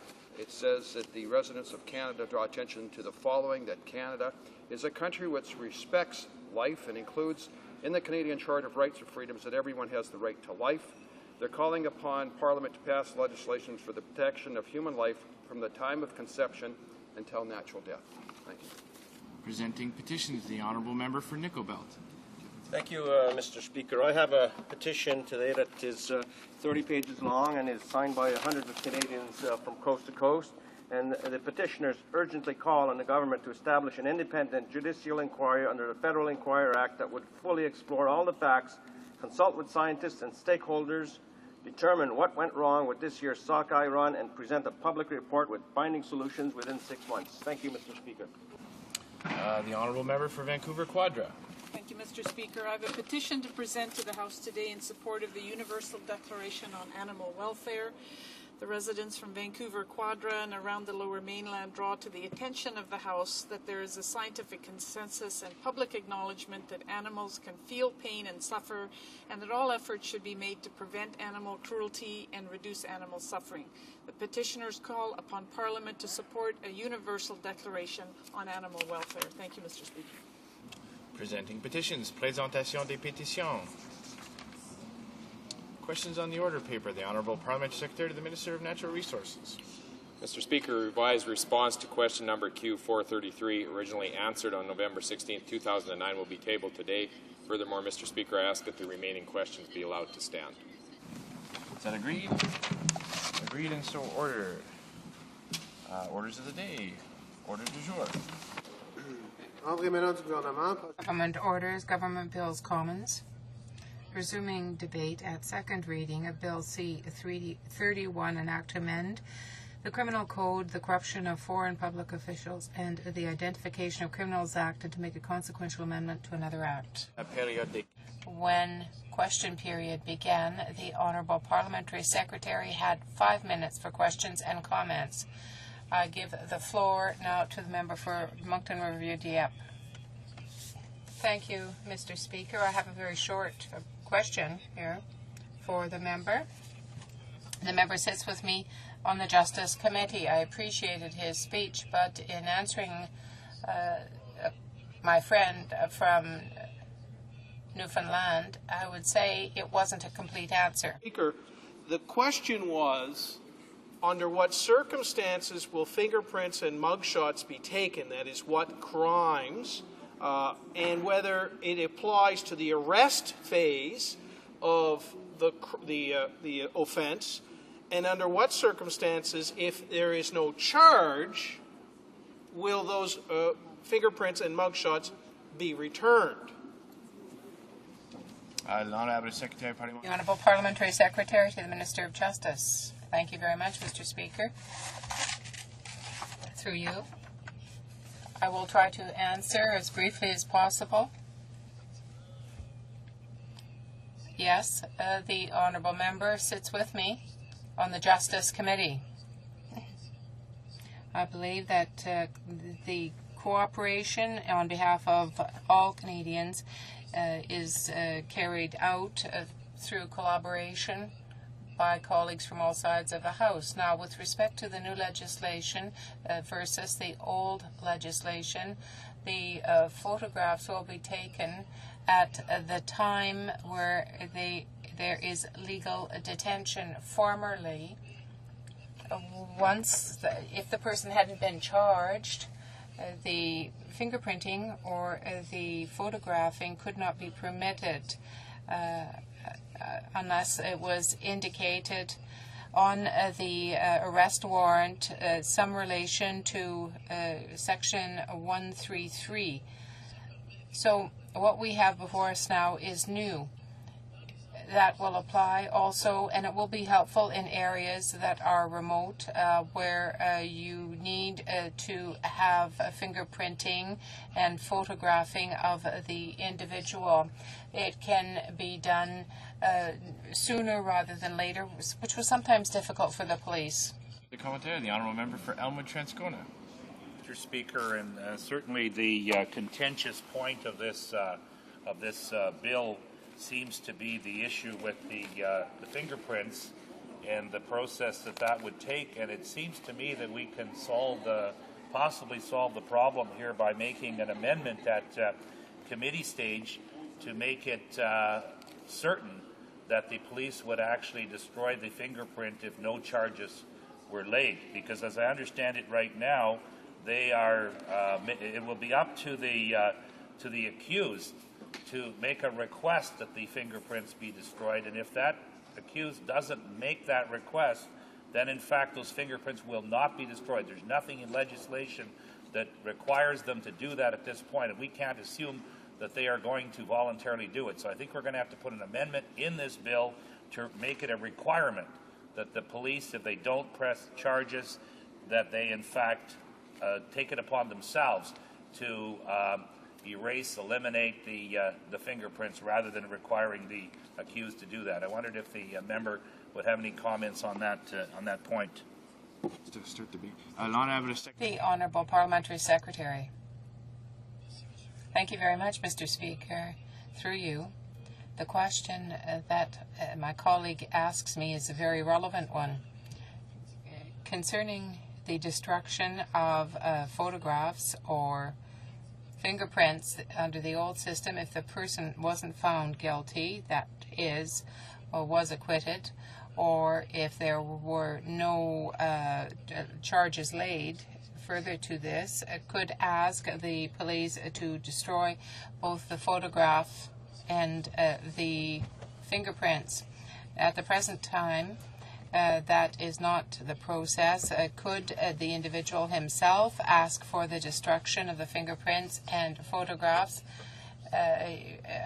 Perhaps it shouldn't be left to some sort of automatic process where that would be done in the future. If you make it automatic, it doesn't mean that automatically it will be done. But when it comes to fingerprinting in pictures, I think it's preferable for the person to ask for it himself. Honourable member for Elmwood Transcona. Well, thank you, Mr. Speaker. I'm very pleased to rise today to speak to Bill C-31, and just as a follow-up to the minister's final comments here, where he seems to suggest that it has to be left up to the accused themselves to request the destruction of the fingerprint if no charges is made. I can't really agree with him on as to what he's proposing there, because I think what will happen over time is that the accused will simply forget to do it, and so the police will be basically building themselves a database. I think we have to make it a requirement. Perhaps we could do both. We could make it a requirement that they do it, plus also have some sort of a mechanism as a reminder for the accused to do the same. And that way we take it in sort of a pincer movement here and make sure that it gets done two ways, and if one doesn't work, the other one will. Mr. Speaker, Bill C-31 is quite a large bill. There's 39 pages to it. It's an omnibus bill, and omnibus bills are something that we normally don't like, because certainly in my past history we find that governments tend to, and I'm certainly aware of one in Manitoba a number of years ago that was just excellent at bringing in omnibus bills and putting in a bunch of things we did like, and sticking in some poison pills in there that we didn't like, and it was certainly a real conundrum as to how to vote on these type of bills. And that's my first experience with these bills. I'm sure they've been around for many, many years, but certainly that government was one that really used it very effectively, and I see that this government has managed to do the same in the year that I've been here. I've seen that a couple of times now, Mr. Speaker. But my justice critic informs me that, in fact, in this case, in the case of making legal changes, that in fact an omnibus bill approach is a good idea. And as a matter of fact, he has suggested that he would like to see the government actually do more of these things. So I don't think I'm going to become a convert anytime soon on the idea that the government should be encouraged to bring in more omnibus bills, but evidently in the area of crime, and I know there are a lot of learned lawyers in this chamber. My critic for justice does feel that it's a good approach. Now, we are dealing with perhaps 40 changes. I want to say at the outset that we will be supporting this bill to committee, and there's one major issue that I can see where all of the opposition parties are going to have a problem with it. I guess the government probably would have known that in advance, but that is this whole issue of the fingerprinting. I've been reading over as best I could some of the prior speeches on the bill, and I see pretty much everybody has focused in on the fingerprinting parts of the bill, and perhaps at at committee stage we will resolve that issue with some amendments. Now there's a couple of sleeper amendments in here that I personally would be not too happy about. They don't seem to have drawn a lot of ire from other members at this point, but there may be other members in the opposition even in my own party who may dislike some of the other amendments or some of the other provisions of this bill. and may want to make some amendments. So just as a beginner, the whole idea of the bill here is to modernize the criminal procedures. We're wanting to improve the efficiency and effectiveness of the criminal justice system as an integral part of the Government of Canada's commitment to ensuring the safety and security of communities across Canada. Through continual modernization of criminal procedures, the Government of Canada is creating a justice system that can respond to changes in criminal activity and constant evolution of technology. And certainly that is a point where we're dealing with that in the computer areas, struggling with this issue in the child pornography bill that we've just sent to committee, and Bill 27 coming up. This whole area of the technology, the huge changes in technology, and with it, the criminals seem to just simply adapt, and sort of like the viruses, they adapt to the new realities, the new environment, and they actually improve on their techniques, and crime continues. So we do have to update the law. It's a constant battle. As a matter of fact, the entire criminal code probably is in for a rewrite. It's quite ancient, quite old, and certainly needs lots of work done on it, and perhaps rather than just simply constantly working on a piecemeal basis, the member opposite, who I know is listening right now, I'm sure would be agreeable to get together. Perhaps we're in a minority parliament here. Perhaps the government should announce, a plan to rewrite the whole criminal code, and with the view that in 2 or 3 years, or however long it would take, that may be a short period of time, I don't know, but for us to, at the end of the day, come up with a new modernized criminal code that's perhaps a little more understandable to people in the country.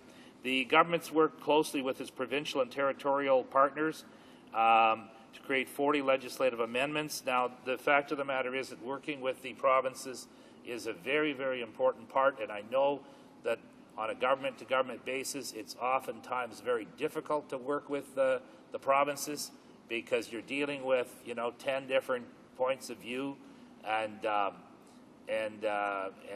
that sometimes can lead to lots of problems. It's easier for a federal government to simply go and bring in its own initiatives, even for provinces. But sometimes in a province, we bring in an initiative which then causes a problem, a spillover effect into the next jurisdiction. So as much as possible, it's very important for provinces to get together as groups or to cooperate with the federal government, and that by necessity ends up with a very slow, in many cases very slow and bogged down process. Although I have seen some big improvements, certainly in the last couple of years in Manitoba, with the Manitoba Justice Minister, Mr. Chomiak, with Gord McIntosh, actually taking a very strong position on various crime initiatives and driving the agenda through their provincial associations and actually getting results here in Ottawa. And that, to me, was proof that one little province, if it's determined and wants to push a certain agenda, can actually get results even with Ottawa. So I do commend the government for actively working with the provinces, and I think they should continue to do that, because out of that process, we have developed quite a few good initiatives even over the last couple of years. The proposed amendments to the Criminal Code, the Identification of Criminals Act and the Corruption of Foreign Officials Act and the Canada Evidence Act, all of these will help ensure that Canada's laws continue to protect Canadians. The flight offence was an interesting one, because basically this is a new offence of leaving the jurisdiction that it would be created to target individuals who leave a jurisdiction in violation of the bail conditions. This would create a clear deterrent to fleeing a jurisdiction and establish a record of such behavior. Having access to this record would help prevent the release of an accused person who has in the past failed to abide by conditions to stay within a jurisdiction. As well, the onus would be placed on the accused to justify why he or she should be subsequently released on bail. In addition, more time may be made available for the arranging the return of the accused to the originating jurisdiction for trial. Now, what that really means is that a certain area of the country, in this particular case, British Columbia, has, and I have it in my notes somewhere, but I believe 700 people hanging out in British Columbia, wanted on outstanding warrants in other parts of the country. And I remember seeing this on the television and in the papers, reading in the papers in the last couple of years, how they had developed this program where they were in fact sending people back, where they were providing people bus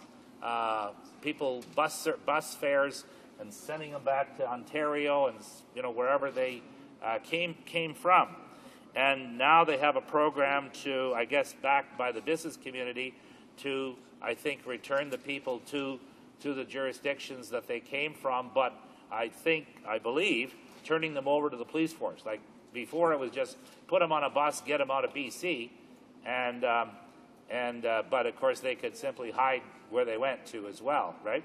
But this would, I believe, turn them over to authorities. But what has happened, of course, is that a lot of the warrants that the police were finding from the people in BC only covered a very limited area.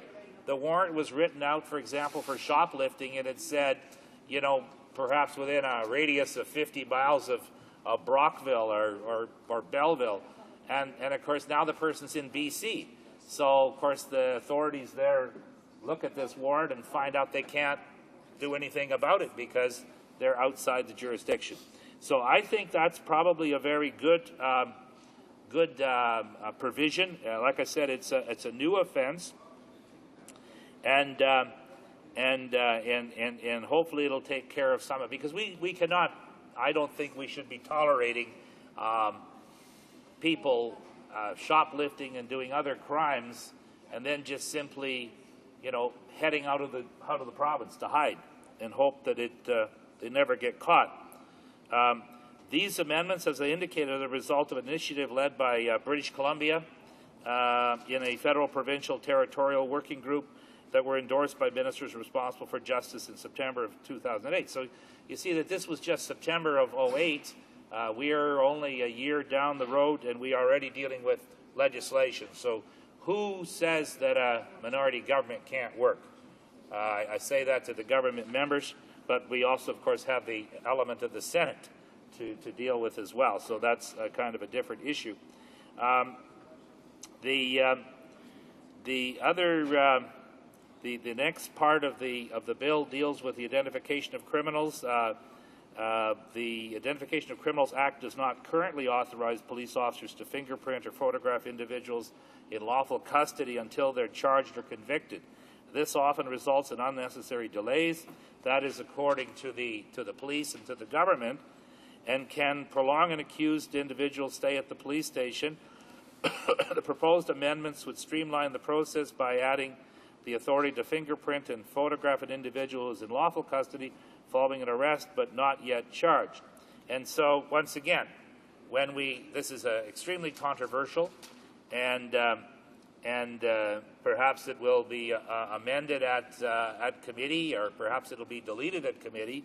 But I believe that at the very minimum, it would have to be amended to make a requirement that the police themselves would have to destroy the fingerprints that were taken, because if you don't do that, if you just leave it up to the accused, I think you're going to find, once again, over time, people are going to forget about this, and it's not going to get done. And if we have time at the end, we'll come back to this fingerprinting issue, because there's, like I said, there's 40 parts to this bill, and I'm probably halfway through my allotted time at this point. I be my guess. Now, Mr. Speaker, in terms of telewarrants, it sounds like a fairly reasonable position. The telewarrants are going to allow the police officers to apply for search and seizure related warrants by providing information to a justice of the peace on oath via telephone or other means of telecommunications. This is going to save the travel and wait time it would take if the officer had to apply in person. I could certainly see that in the northern parts of the country, this should be a huge improvement rather than having to drive, 100 miles at 3 in the morning to get a warrant. The telewarrant system probably should be in place. Under the current system, telewarrants are only available when it's impractical for the officer to appear in person and only available on certain types of warrants. So once again, if the officer can drive the 100 miles, then that's what they're required to do. So that's why this change is going to make it optional so that the officer can simply get the telewarrant instead.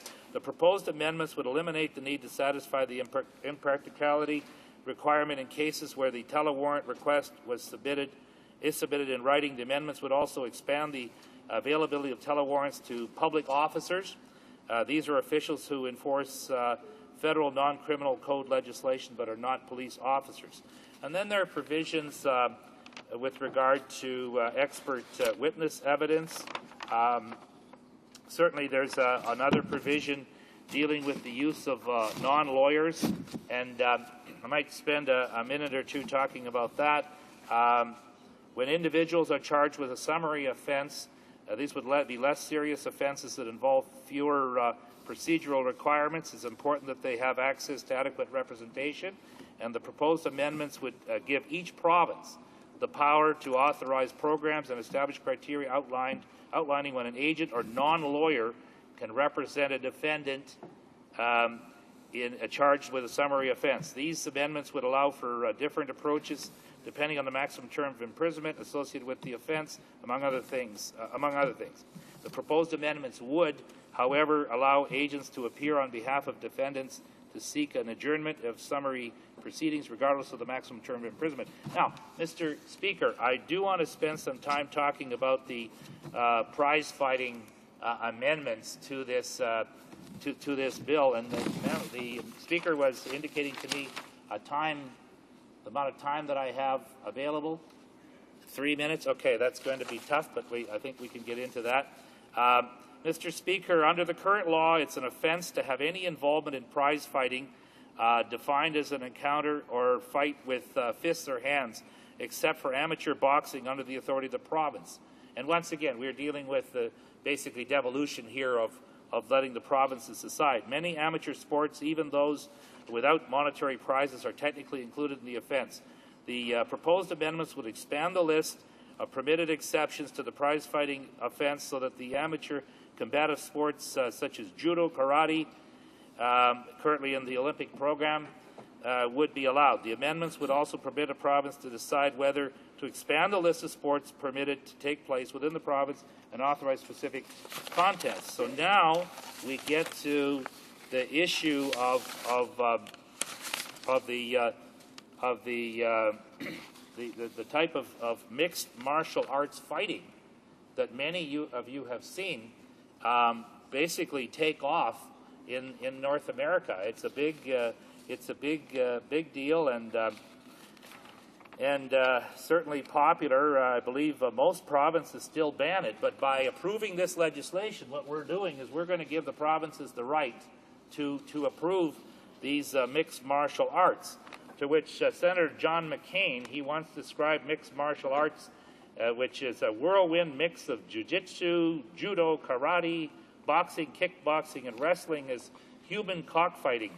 And so he obviously didn't like it, and I have another, just before I run out of time, Mr. Speaker. The news report says it talks about Canada's love of hockey brawls, and the company that promotes this fighting claimed that men between the ages of 18 and 35, they have attention spans that are too short to watch 15 rounds of boxing.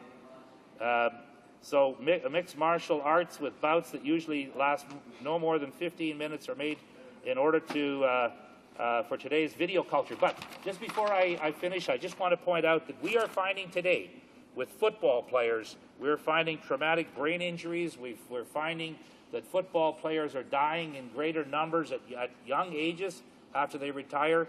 And we're finding, for example, that some of the wrestlers have demented brains of 80-year-olds. So clearly there's a lot of things we have to look at here with our existing sports without promoting even more sporting activities like this, which could have even worse consequences. Thank you, Mr. Speaker. Questions and comments? Questions et commentaires. The Honourable Member for Bonavista, Gander, Grand Falls, Windsor. Thank you, Mr. Speaker. And first of all, I want to commend my honourable colleague from Elmwood Transcona. Since being elected here to this chamber, he has certainly become a star in his own right. So I would like to congratulate him on these and many other issues. First of all, I do want to touch on one topic, though. He did mention that near the beginning of the speech about sleeper amendments and some of the amendments that may cause him, I'm assuming, may cause him some trouble or some conflict with how his intentions to vote. And he talked about how some of this can be cleared up with certain amendments within the committee process. One of those, and I think this is what he's getting at, and one of those, and is causing me some concern, is the idea of destroying the fingerprint evidence that he spoke of.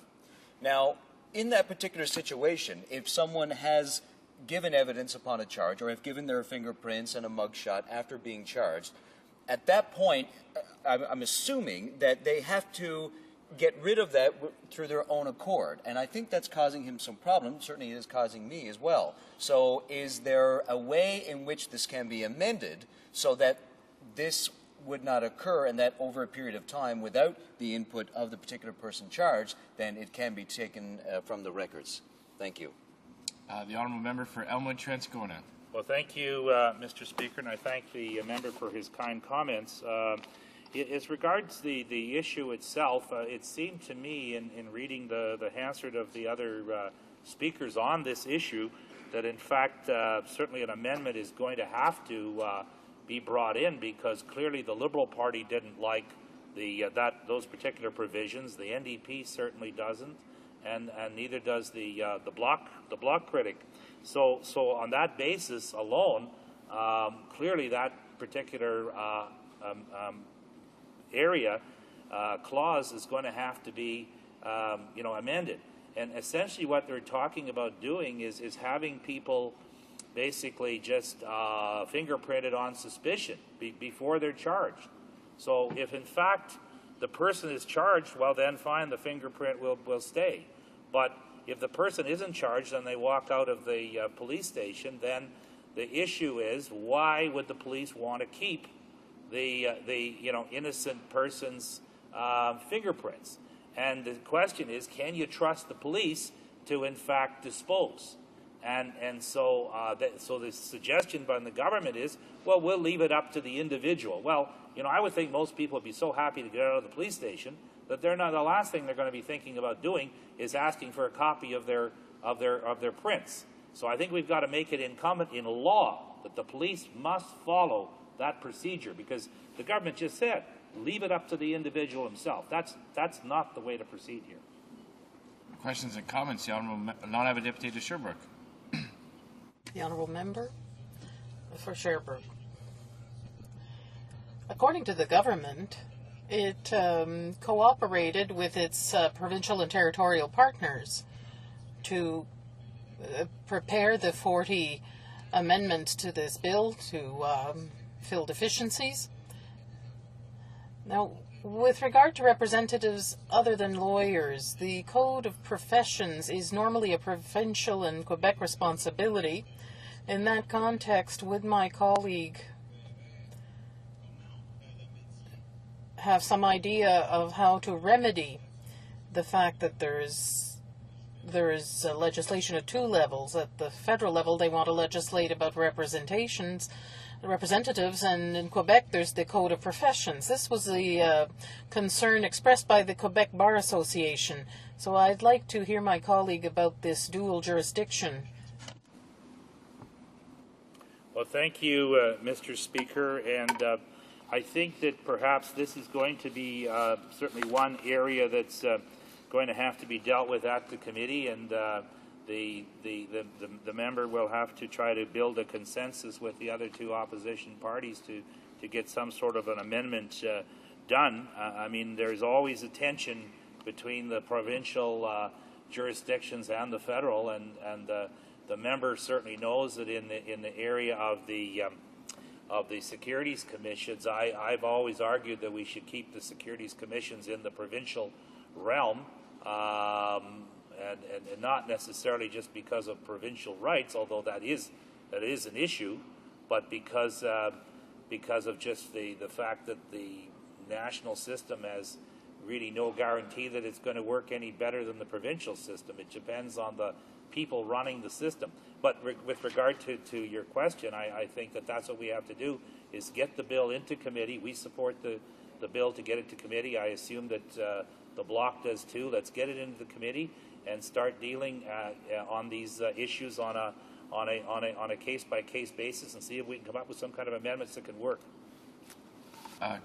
Questions and comments. The honourable member for Nickel Belt. Thank you, Mr. Speaker, and I'd like to agree with the member from the Liberal Party who called the member from Elmwood Transcona a star in this House. I'd like to ask the star from Elmwood Transcona a little bit on telewarrants.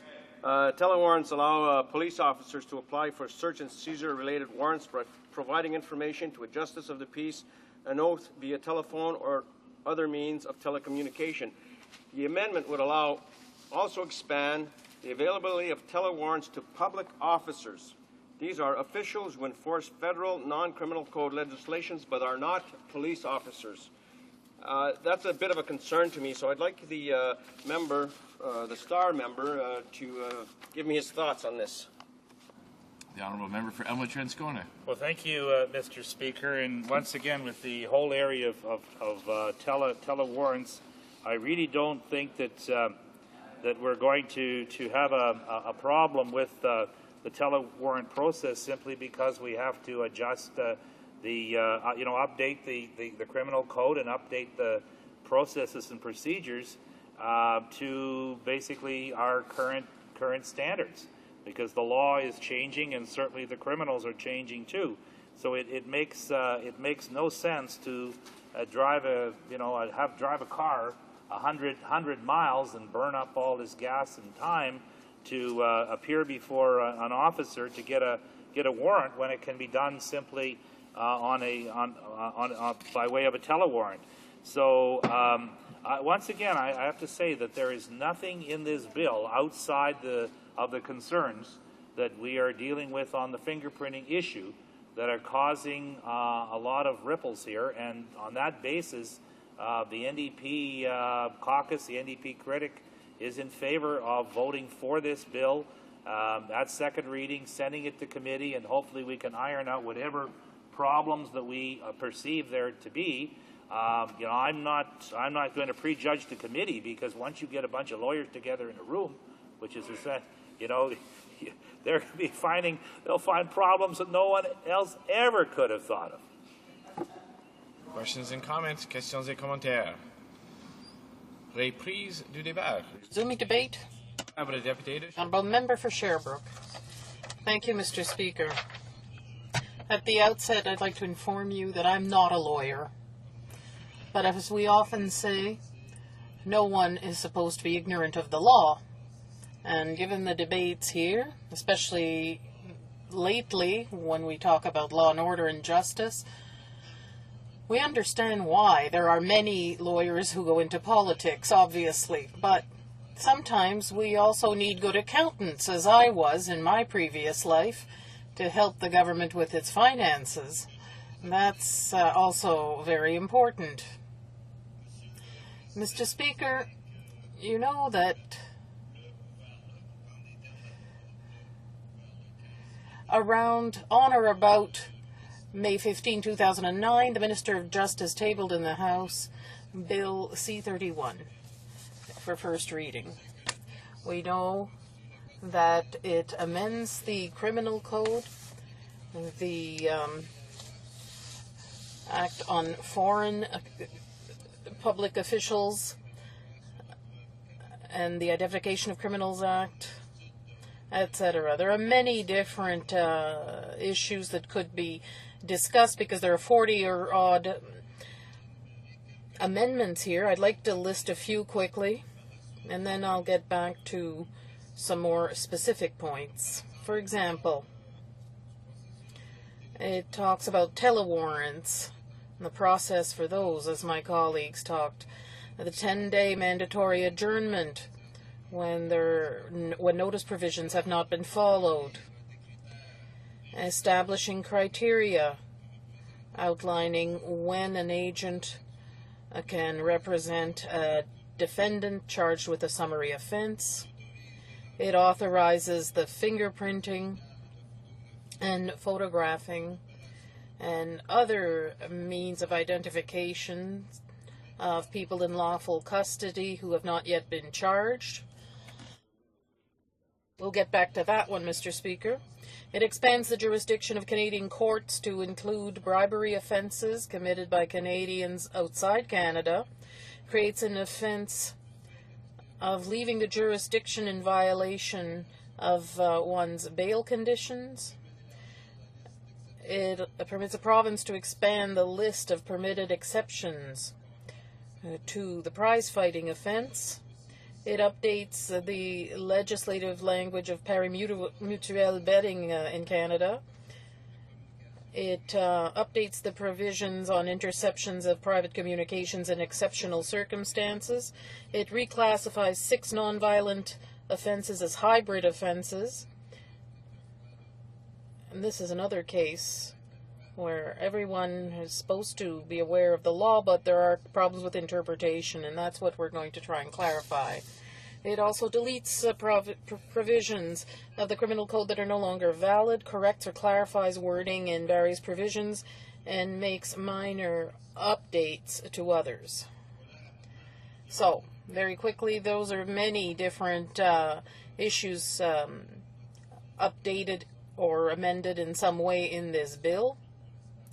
Of course, we always hope that it improves the situation.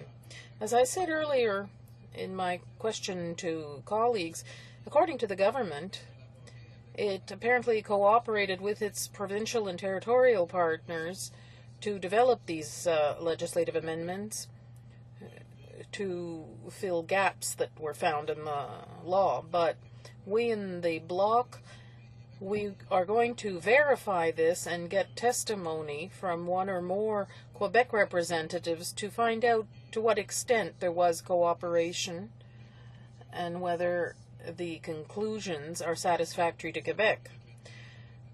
I needn't point out, but I will anyway, that the Bloc Québécois is here in this House mainly to defend the interests of Quebec and to promote our sovereignty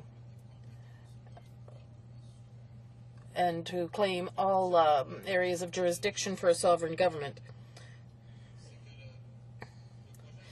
The bill, Bill C-31, brings about many amendments, as I pointed out earlier. While some of them may be good ones, whether it's the process to make telewarrants more accessible or foreign corruption, corruption of foreign public officials, etc. Others are problematic because it's an underhanded way of changing the profession of lawyer, which is a matter of provincial jurisdiction, and anthropometric identification of fingerprinting or photographing of people in lawful custody who have not yet been charged. And given a bill that contains good as well as bad things, the Bloc will maintain its usual way of doing things. It will examine the bill attentively and in good faith in committee, will bring forth amendments as necessary, and ultimately it will decide whether or not it should support the final bill.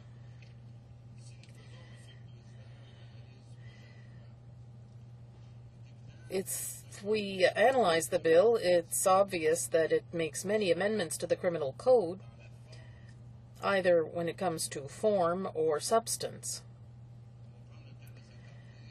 Well, let's take some time to look at certain elements of it more specifically. Let's take a look at the issue of telewarrants. Section 2 of the bill introduces the telewarrant process in order to allow the seizure of firearms. Moreover, the process for the issuing of a telewarrant is set out to allow written or non-written means. The introduction of the telewarrant is also provided for offenses regarding illegal gambling houses, special numbers, and orders regarding communication. The other element, that is fleeing to another province, there's Clause 5 that creates a specific offense when a person who is released after a commitment leaves the territory of the province where they find themselves. As we mentioned, there's that 10-day delay. Section 30 of the bill changes the current rules regarding the obligation of one party to give prior notice of its intent to have expert witnesses. Subsection 2 of the section that amends section 657.3, 4, and 5 allows for a minimum of 10 clear days when the expert witness was not part of the prior notice. This delay can be reduced upon consent of both parties. Let me get back now to a representative other than a lawyer. Sections 31, 32, and 33 amend the Act when it comes to a representative other than a lawyer being allowed to appear, to question and cross-examine on behalf of the defense. According to these amendments, each province would have the power, when a person is facing summary conviction, that is a less serious offense that requires fewer procedures, to establish the criteria under which the defendant could retain the services of a representative other than a lawyer. These amendments provide for various approaches according to the sentence, the maximum sentence associated with the offense, among other things. However, the representative could appear on behalf of the defendant to ask for an adjournment of the summary procedure without regard for the maximum sentence possible. So as I said earlier, Mr. Speaker, regulation of professions is a matter of provincial jurisdiction, Quebec jurisdiction. Moreover, the regulation of the legal profession also comes under provincial and Quebec jurisdiction, as well as administration of justice in the province or Quebec. So, as I said earlier, this is a point that leads to certain concerns expressed by the Quebec Bar Association. When it comes to prize fighting now, according to the Minister of Justice, the current legislation makes it an offense for anyone who participates in any kind of prize fight, that is, who designates fisticuffs fighting, except for amateur boxing under the authority of a province. Even fights that do not have a financial prize are generally excluded from the definition here. The amendment would broaden the list of exceptions allowed for prize fighting so that amateur fighting sports such as judo, karate, and so forth, which are currently part of the Olympic program, be allowed. Moreover, the amendments would allow a province to decide to broaden or not the list of sports allowed in that province and to authorize particular fights. Another point, Mr. Speaker, which has given rise to concerns for the Quebec Bar Association is the identification of persons not yet charged. Section 39 of the bill amends Section 21A regarding identification of criminals, which allows for fingerprinting and photographing of persons in legal custody who have not yet been charged or convicted of any particular offense, and therefore having a record of anyone detained who has not yet been charged.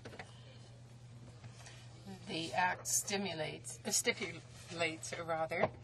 that there can be the taking of photographs, fingerprints,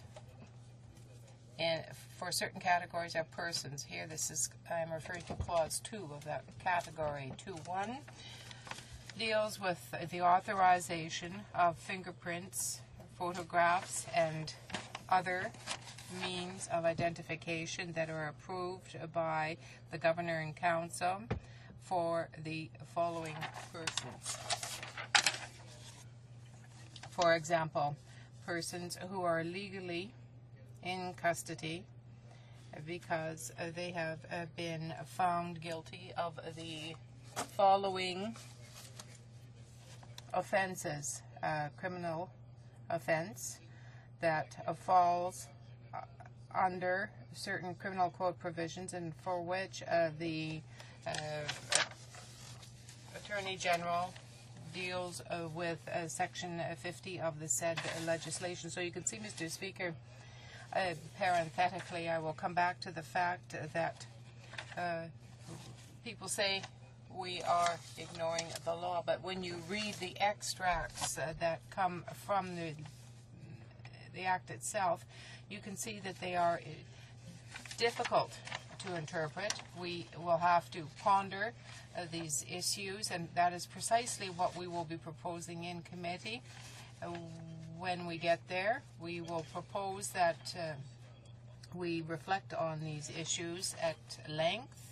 The Bloc Québécois, whether it's a member for Marc-Aurèle-Fortin or the member for Vaudreuil-Solange, who sit on the Justice Committee, are more than competent to deal with these issues. Let me continue then with respect to the persons that are set out in the legislation, persons who were arrested further to an application of a order, or those that were arrested further to an offense that was not outlined, for which the Attorney General in Section 50 of the same Act concerns. I'm not going to go over all of it, Mr. Speaker, because I certainly don't want to leave out anything that would be interesting, but I think one of the most interesting things is the fears that were expressed by the Quebec Bar. This will change sub 1 of the Criminal Code section in question when it says that those persons who are in legal custody because they were arrested, comma, found guilty or sentenced for the perpetration of one of the following offenses, colon. I'm not going to go down the whole list of infractions, of course, Mr. Speaker. In short, what we have here is a bill that deals with a certain sector of activity, and we are looking at the persons being sentenced. It goes beyond the mere arrest of the person. For example, someone who is being held for something that is beyond a minor infraction would be identified, even though there had been no charge laid against that person. Mr. Speaker, just a quick question. How much time do I have left? 4 minutes left. Well, okay, 4 minutes. Let me then come back to the main elements of this matter, the fears that have been expressed by the Quebec Bar. The Quebec Bar, through its Criminal Law Committee, has become familiar with Bill C-31 and has made its comments known, particularly with respect to telewarrants. And just to summarize very quickly, they say that this is a process that would require the modernization of the criminal law in Canada as it is perceived by the government. But the Quebec Bar, in supporting this measure, wonders about how it is being implemented. Perhaps it would be better to amend the General Criminal Code section dealing with mandates by indicating, for example, that the rules for the warrants would be dealt with on a case-by-case basis. I know, Mr. Speaker, that I have to choose certain elements from what they are saying. Agents, the Quebec Bar, in a provincial instance, feels that this particular matter, the use of agents, comes under the justice departments of the provinces. It points out that the legislation governing the various bars stipulates that this is the exclusive right of the lawyer who is exercising his profession at the time. So the bar fears that there will be confusion with respect to the term representative or agent, and it will have a detrimental effect on the exercise of the profession. This means that the Quebec Bar is concerned about the possibility that someone might be in detention but not yet sentenced, and therefore this should be used only in the case of terrorists. It is concerned also about the real risks that arise.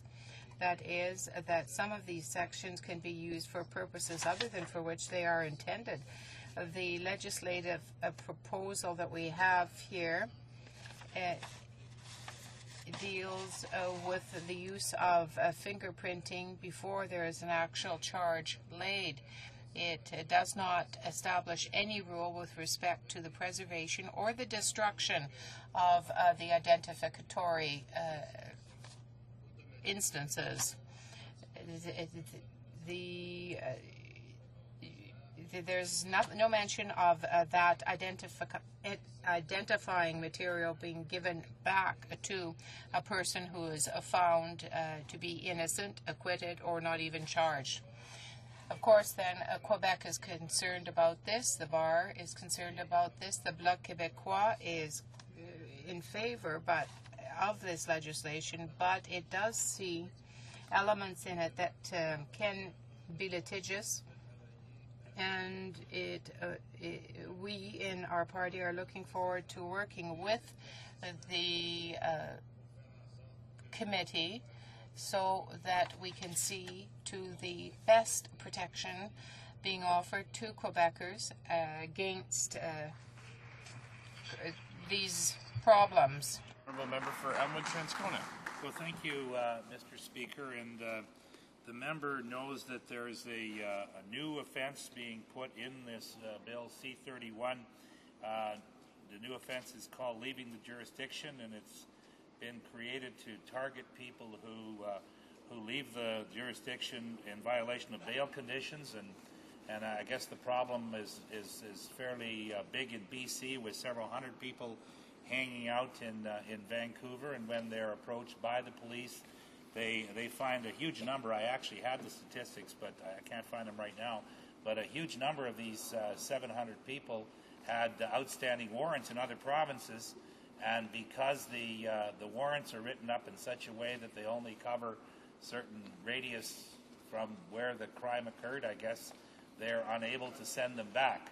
So I'd like to know what the member thinks of that that particular idea, and whether that's been a problem in his riding in Quebec over the last number of years. The honourable member for Sherbrooke. Mr. Speaker, well, how can I do better than to express the concern that has been outlined by the Quebec Bar? Section 5 creates a specific offence when somebody leaves the jurisdiction. The Quebec Bar is wondering about the need for this instance. It would like to see certain problems with respect to the communication of information and preservation of information solved, though. It feels that in certain instances the criminal code is being cited uselessly, and in others it should be cited.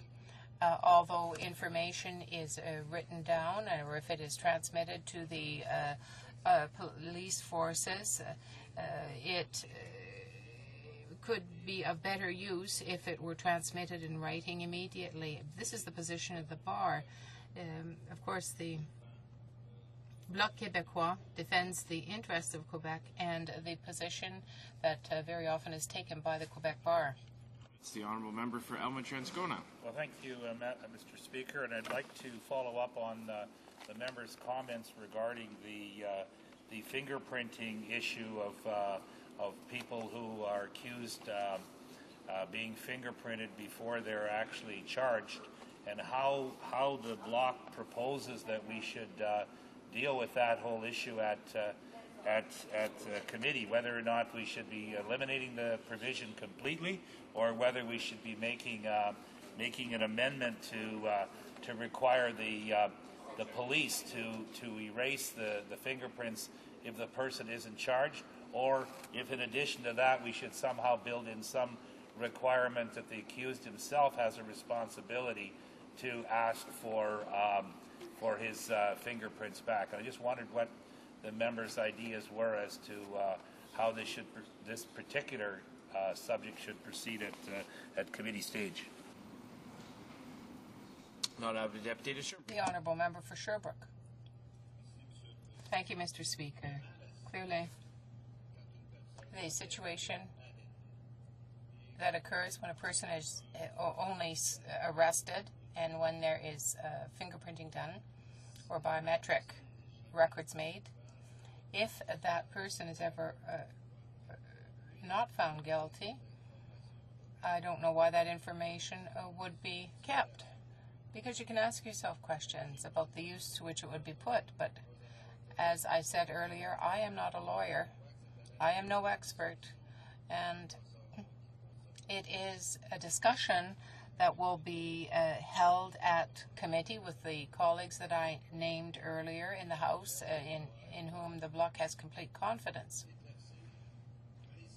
But what we want is to clarify, to be precise, but in general, those fingerprints, if the person is just arrested and then for another reason sees the charges dropped, or is never charged, or is found not guilty, I don't know why that person's information would be on a card anywhere. Questions and comments? Resuming debate, the honourable member for Winnipeg North. Thank you, Mr. Speaker. I'm pleased to have the opportunity to add a few comments to this very important debate on Bill C-31, which, as you know, Mr. Speaker, is a rare omnibus bill before this House. And, Mr. Speaker, you will have heard my colleague, our justice critic, the member for Windsor-Tecumseh, speak on this matter and, in fact, praise the government for finally bringing forward an omnibus bill dealing with a number of serious issues which ought not to be presented on an individual basis, but in fact presented for collective consideration. And in fact, he has made the point on numerous other occasions that some of the bills introduced by the Conservative government should have been part of an omnibus bill, and it did not make sense to, in fact, use the time of the House to bring forward very individual, specific pieces to this big puzzle that we're all trying to grapple with, and that is how can we best crack down on crime in this country and do so responsibly.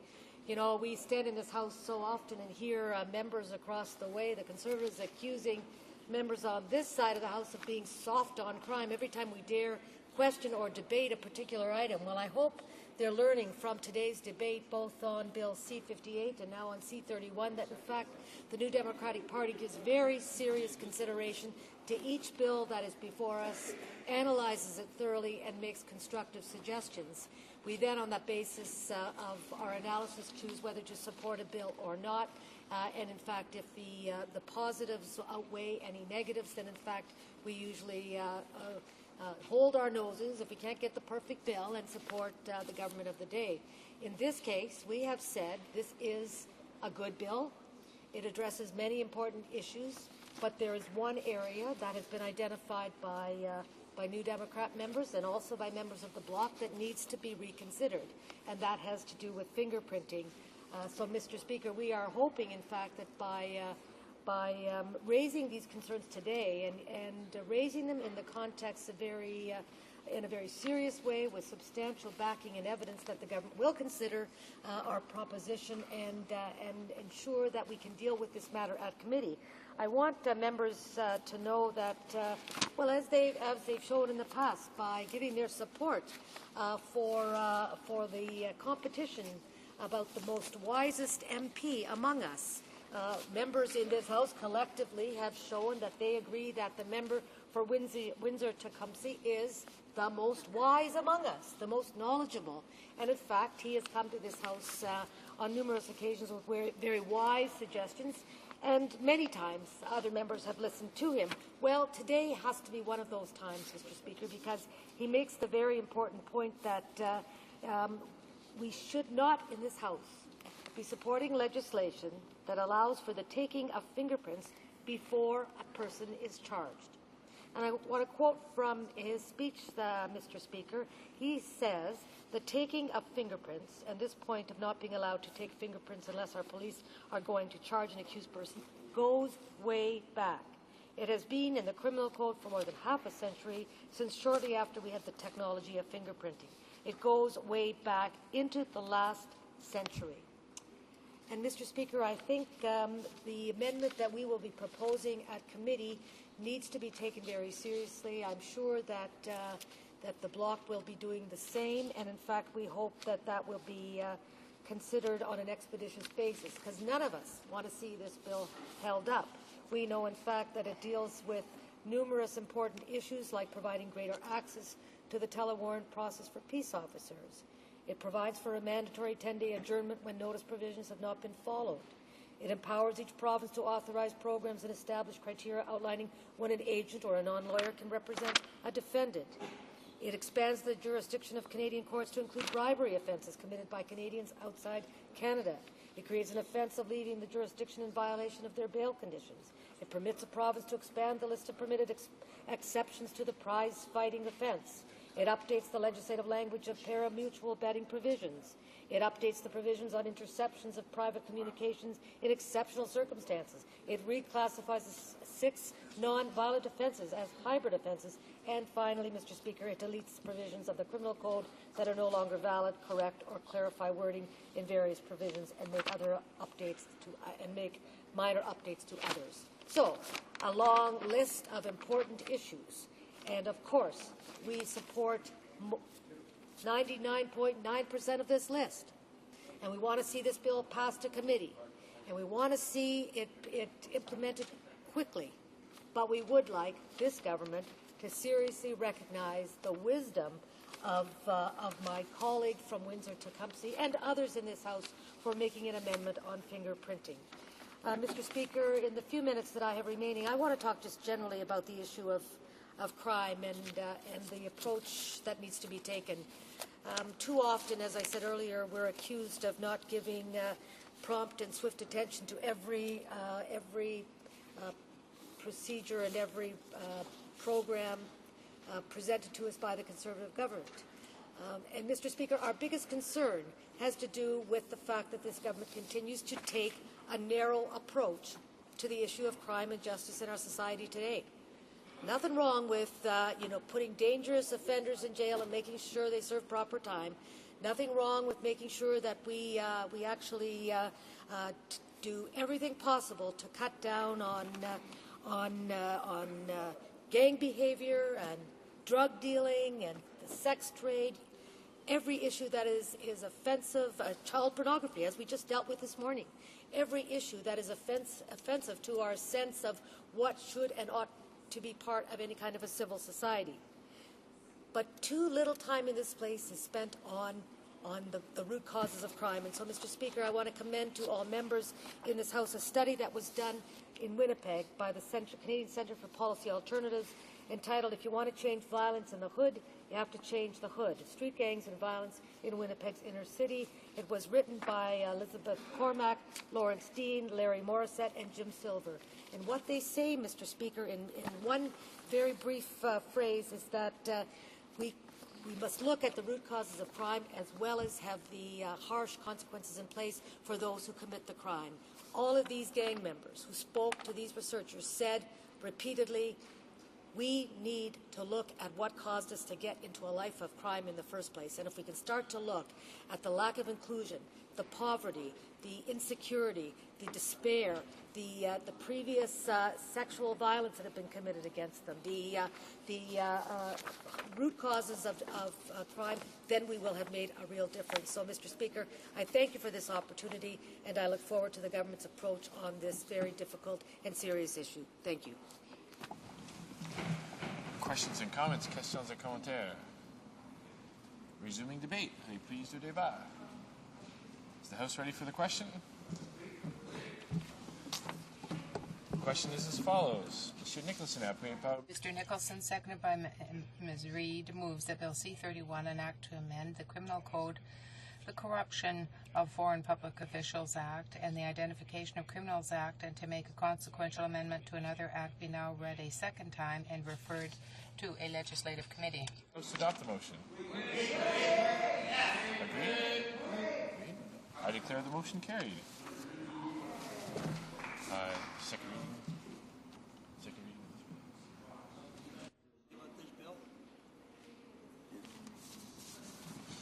Accordingly, the bill stands referred to a legislative committee. The Chief Government Whip is standing on a point of order. Mr. Speaker, I ask that you see the clock at 1:30. Is that agreed?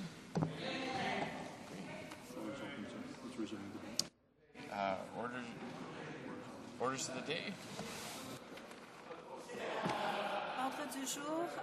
Orders of the day. Private members' business. Resuming debate at second reading of Bill C-393, standing in the name of Ms. Washali Shalice, an act to amend the Patent Act and another consequential amendment. What's that?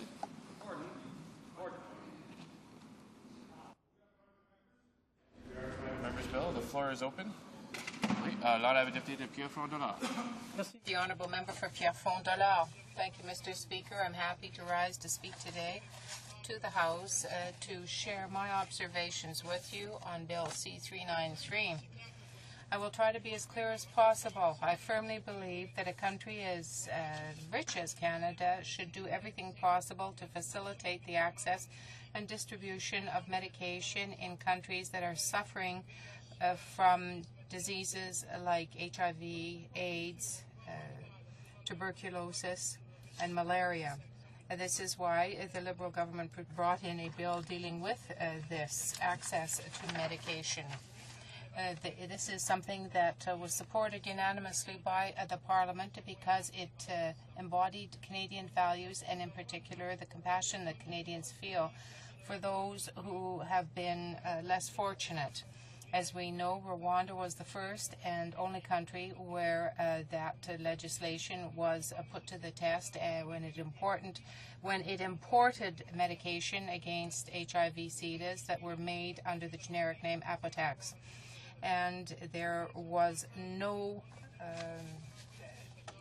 required request for royalties to be paid. I mention this passage because it is very, very important. There were no royalties that were required to be paid. Thus, after receiving that authorization, Apotex had about a year to manufacture and send the product, and a year to send the residual part that was allowed by license. In the light of what was done with respect to this, we wonder whether or not it would be possible to have this done again. Unfortunately, instead of having an in-depth analysis of the problem, no one has reached the conclusion that the problem that was there was more in fact than in legislation. And consequently, we see Bill C-93, which proposes a single license solution. Mr. Speaker, if we examine the facts surrounding the generic medication that was sent to Rwanda, we discover that some pharmaceutical companies reacted very, very quickly when they communicated with them. At the beginning, the mandatory process of attributing the license was required to be 68 days, and there was a time frame for having the medication get to the destination. From what I've just said, it doesn't seem to me that the legislation was the cause of the problem, but the problem was to be found elsewhere. Why then did it take a year to send the first deliveries? If the answer to this question is not having to do with the legislation itself. We looked into the issue of intellectual property, and much has been said about it, but we cannot hide the international obligations the countries have behind the whole notion of intellectual property. In fact, the TRIPS, the acronym that is used to deal with this type of trade, has allowed for the movement of generic medication. If we don't protect intellectual property, we of course will be depriving ourselves of a great deal of research, and not just in pharmaceuticals, but in other areas of research, and that could have extremely negative consequences for Canada.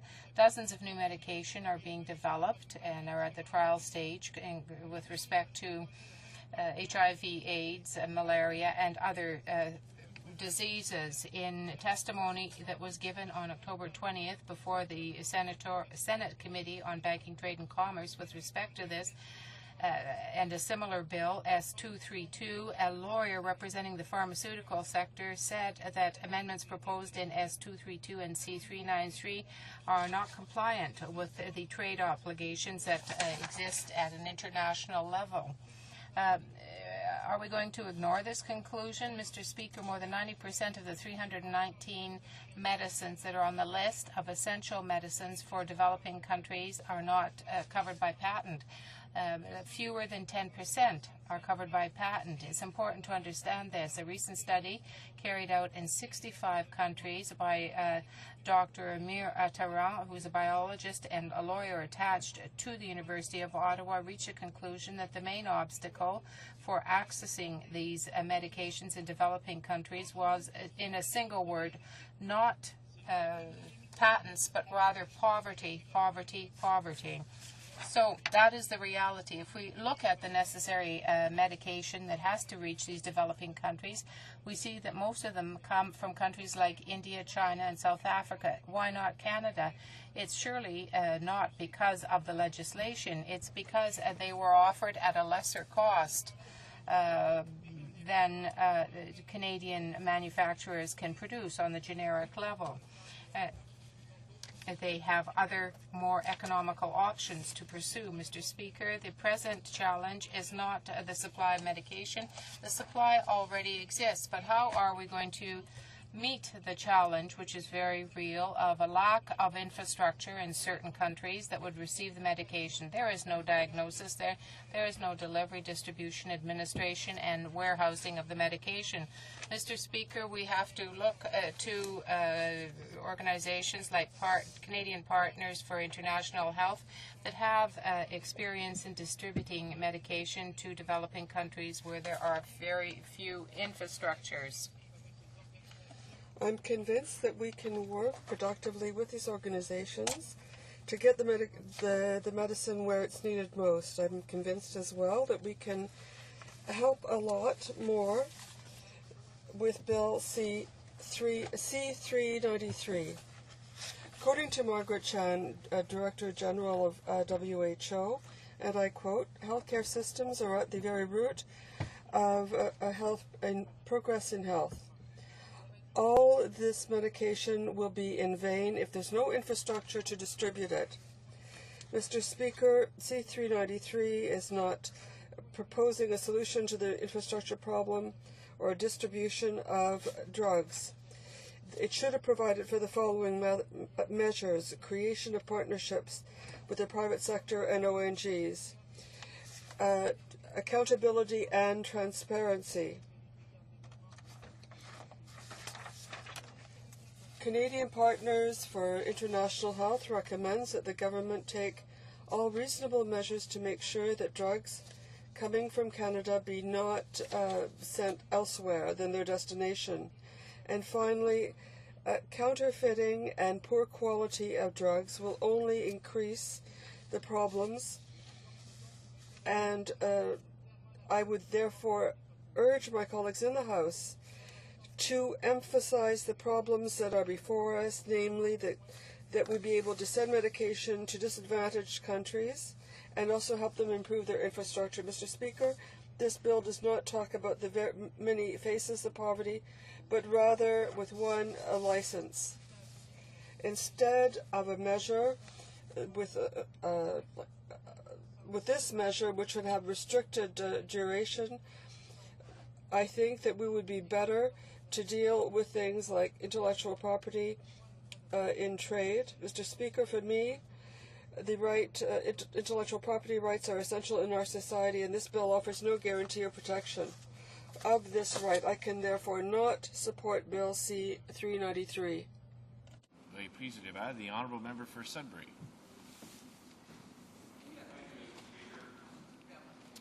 I'm extremely proud to stand up today to support this legislation brought forward by my colleague from Winnipeg North.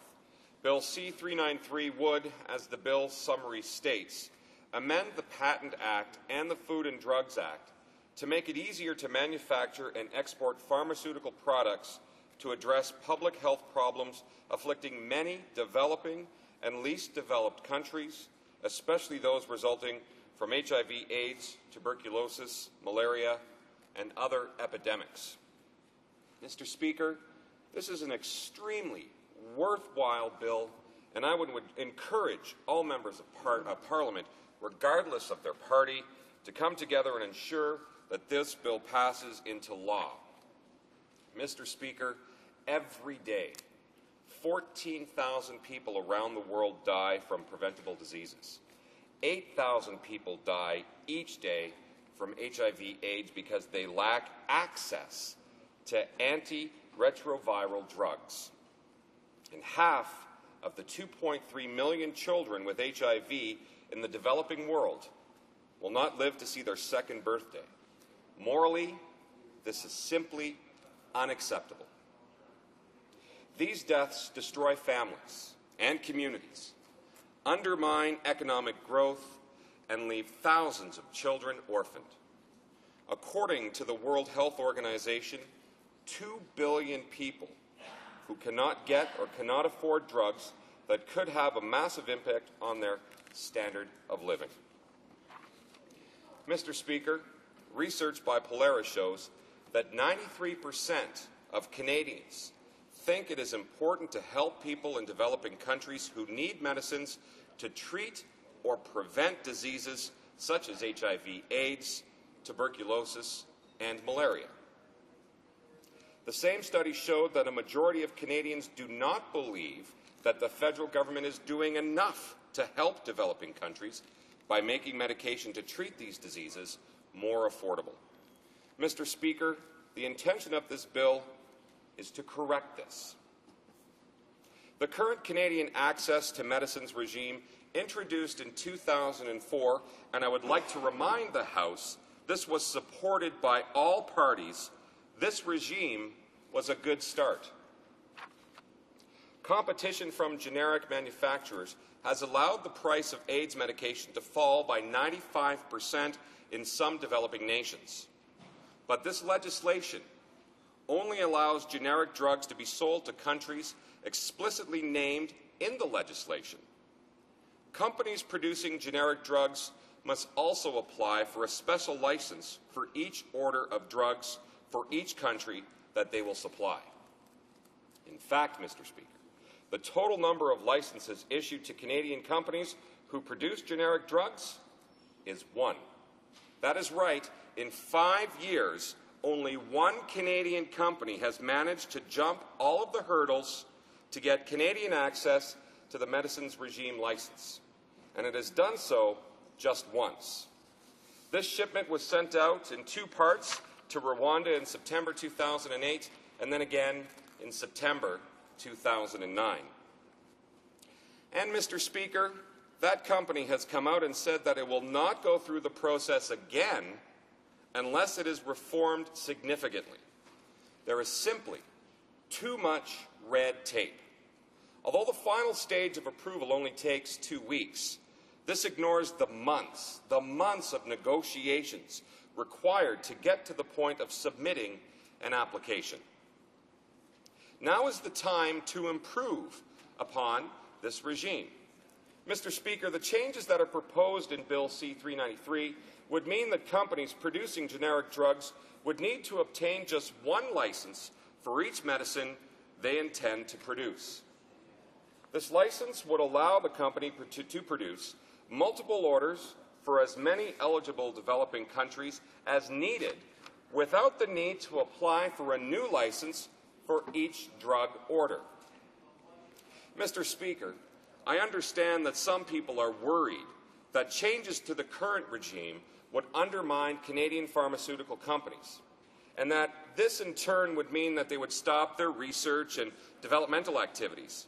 But, Mr. Speaker, this is not the case. This bill would not alter the current provisions, which mean that brand name companies still receive royalties on the drugs which they have patented. And brand name companies are still able to compete against generic brands in developing nations. The bill would also not alter the anti-diversion measures that ensure that generic drugs are distinguished from branded drugs so that they cannot be sold elsewhere. In fact, Bill C-393 is completely in line with intellectual property rights both here in Canada and at the World Trade Organization. In 2003, the World Trade Organization explicitly stated that developed countries should have more flexible policies to promote access to drugs for people in developing states. These changes will cost the taxpayer nothing and will actually stimulate the Canadian pharmaceutical industry. As companies here in Canada ship more orders to developing nations, they will be able to sustain jobs and increase exports from Canada. Even though this bill is first and foremost a humanitarian issue, there are clearly good economic reasons to reform Canada's access to medicines regime. Implementing this bill is a win-win situation, Mr. Speaker. Developing nations gain access to much-needed drugs, and Canadian companies can continue to grow. I would also like to point out, Mr. Speaker, that these changes will not eliminate the review of the safety and quality of the drugs that will be available to developing nations. Drugs will still need to be reviewed by Health Canada, the importing country's government, or by the World Health Organization. The bill will just avoid the duplication of the review processes, meaning that drugs can get to the people who need them and get them there faster. In the one case where drugs were shipped under Canada's Access to Medicines regime, the company manufacturing the drug spent 7 months undergoing a Health Canada review, only for this review to be repeated and duplicated at the World Health Organization. Mr. Speaker, this adds a significant delay in getting the drugs approved. By streamlining the process, we can eliminate any duplication and make sure that these drugs get to the people who need them as quickly as possible. Some people have suggested that voluntary programs, that is, programs where brand-name pharmaceutical companies voluntarily ship drugs to developing countries, mean that no new legislation is required. These voluntary programs are laudable, and I think we should congratulate those companies which have implemented these efforts. But I don't believe, Mr. Speaker, I don't believe that they offer a credible alternative to this legislation.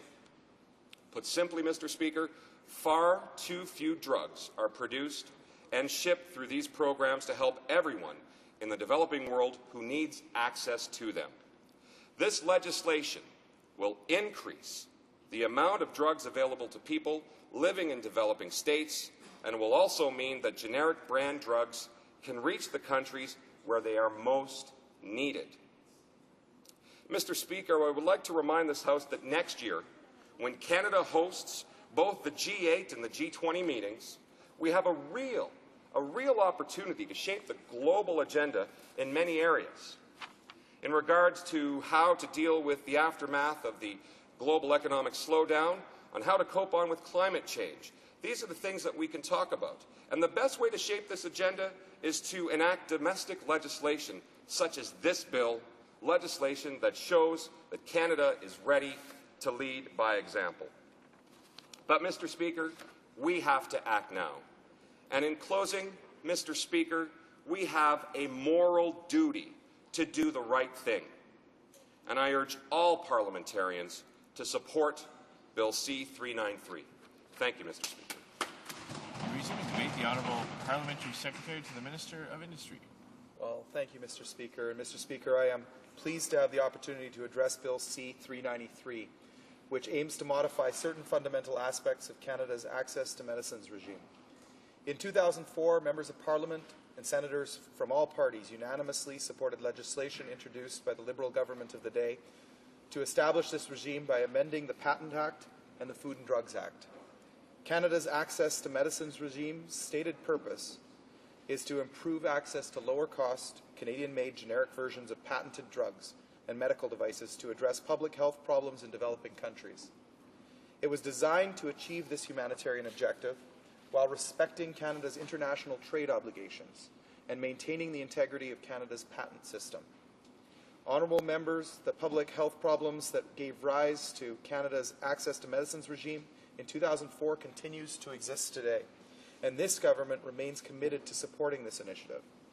I, and I'm sure other members of this House, view it as a key component of Canada's long-term comprehensive approach to addressing serious public health problems that affect many developing and least developed countries, such as HIV/AIDS, tuberculosis, malaria, and other epidemics. In addition to Canada's access to medicines regime, this approach includes significant contributions from the Government of Canada to other global mechanisms and alliances which have come into existence in recent years and have become leading instruments for procuring lower-cost drugs to respond to the needs of developing and least developed countries. For example, the government has contributed more than $500 million to the Global Fund to fight AIDS, tuberculosis, and malaria. It has also pledged another $450 million to the fund over the next 3 years. In addition, the government is working with the Bill and Melinda Gates Foundation to fund the development of HIV/AIDS vaccination.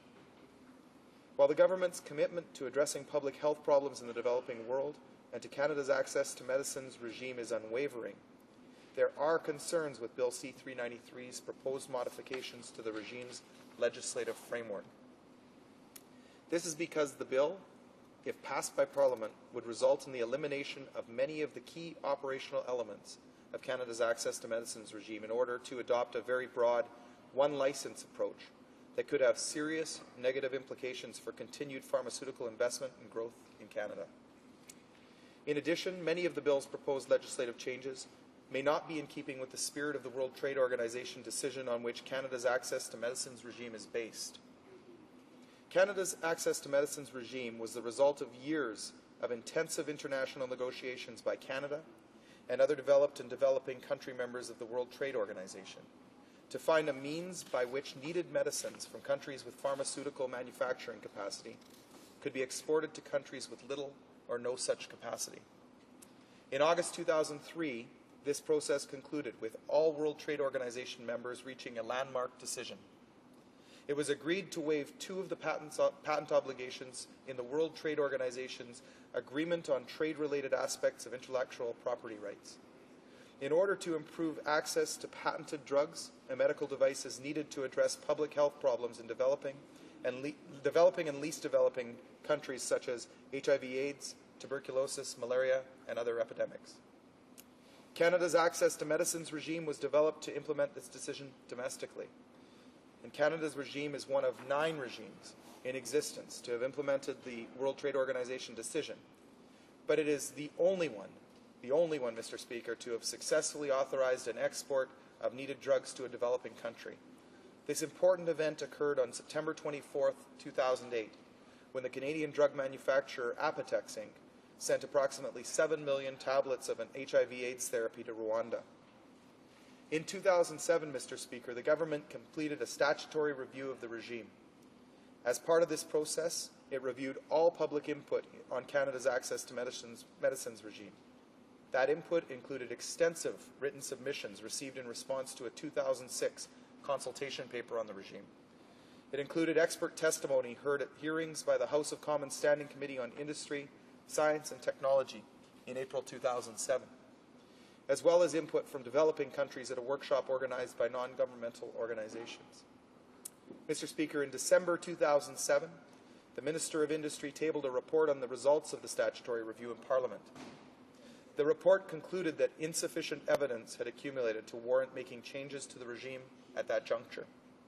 This conclusion remains valid today, since the case for making legislative or regulatory changes to Canada's access to medicines regime has still not been made. The fact that Canada is the only country to date to see drugs shipped to a country in need under its access to medicines regime demonstrates that our system does work. However, for Canada's access to medicines regime to be used again, another country in need must inform the World Trade Organization of its intent to import lower-cost versions of patented pharmaceutical products under the terms of the August 2003 decision.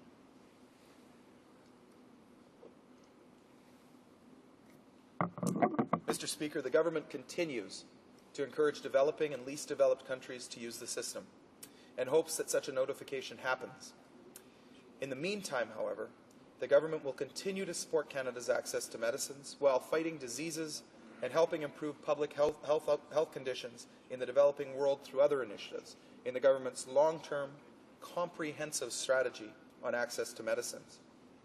Mr. Speaker, before I conclude, I'd like to thank those who have advocated so tirelessly on this issue. In particular, Mr. Speaker, I'd like to acknowledge the hard work of the Grandmothers to Grandmothers campaign, who have continued to raise awareness and mobilize support for this bill. Although we may disagree on the effects of C93's proposed modifications, the effects that they will have on CAMAR's legislative framework, we can certainly agree on the need to address public health in the developing world. The grandmothers have shown true commitment to this cause, and I believe their efforts deserve recognition. Mr. Speaker, with this said, the reasons I've outlined here today prevent me from voting in favor of this bill. Thank you, Mr. Speaker. Resuming debate.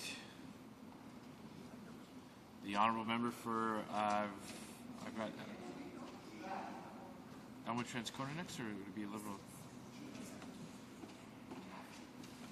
Is there a Liberal?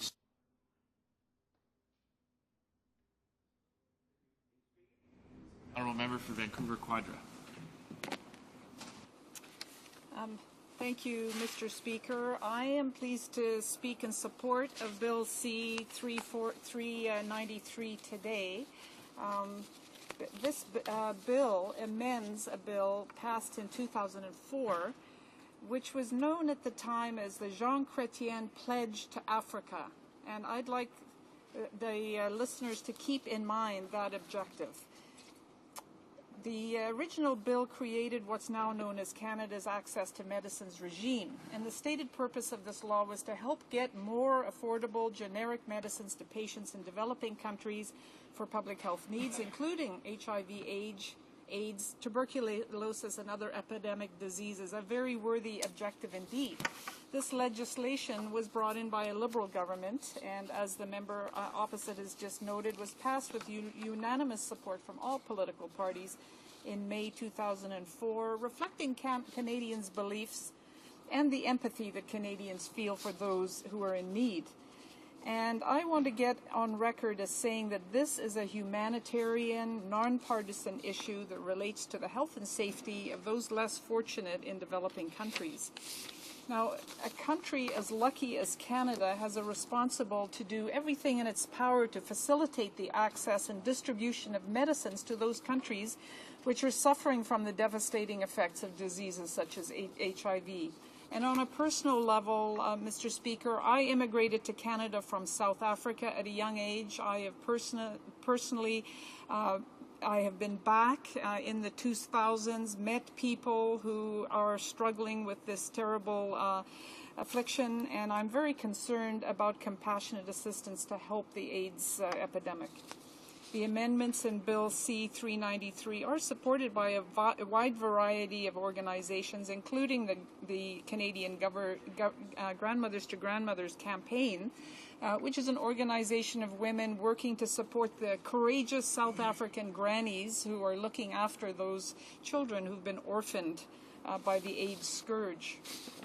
And another point of context, Mr. Speaker, is that these amendments to the Canada's Access to Medicines regime come at a time when the Conservative government of the day has reduced by half the number of the poorest African countries that are being supported by CEDA on its priority list. With these cuts, alternative means of support for these countries is badly needed. Now, there are problems with the current access to medicine regime, and despite the fact that the member opposite just celebrated Camry, and I appreciate his positive statements about this Liberal initiative, it is not a successful regime. It's not working. In fact, in more than 4 years, only one country, Rwanda, and one Canadian generic manufacturer has used the regime for a single shipment of a single AIDS drug. That is not my definition of success, Mr. Speaker. So issuing one license to export only one drug to only one country in almost 5 years since the laws passed tells us that there is something missing and something else is needed. It is not the expeditious solution that parliamentarians and WTO members were looking for.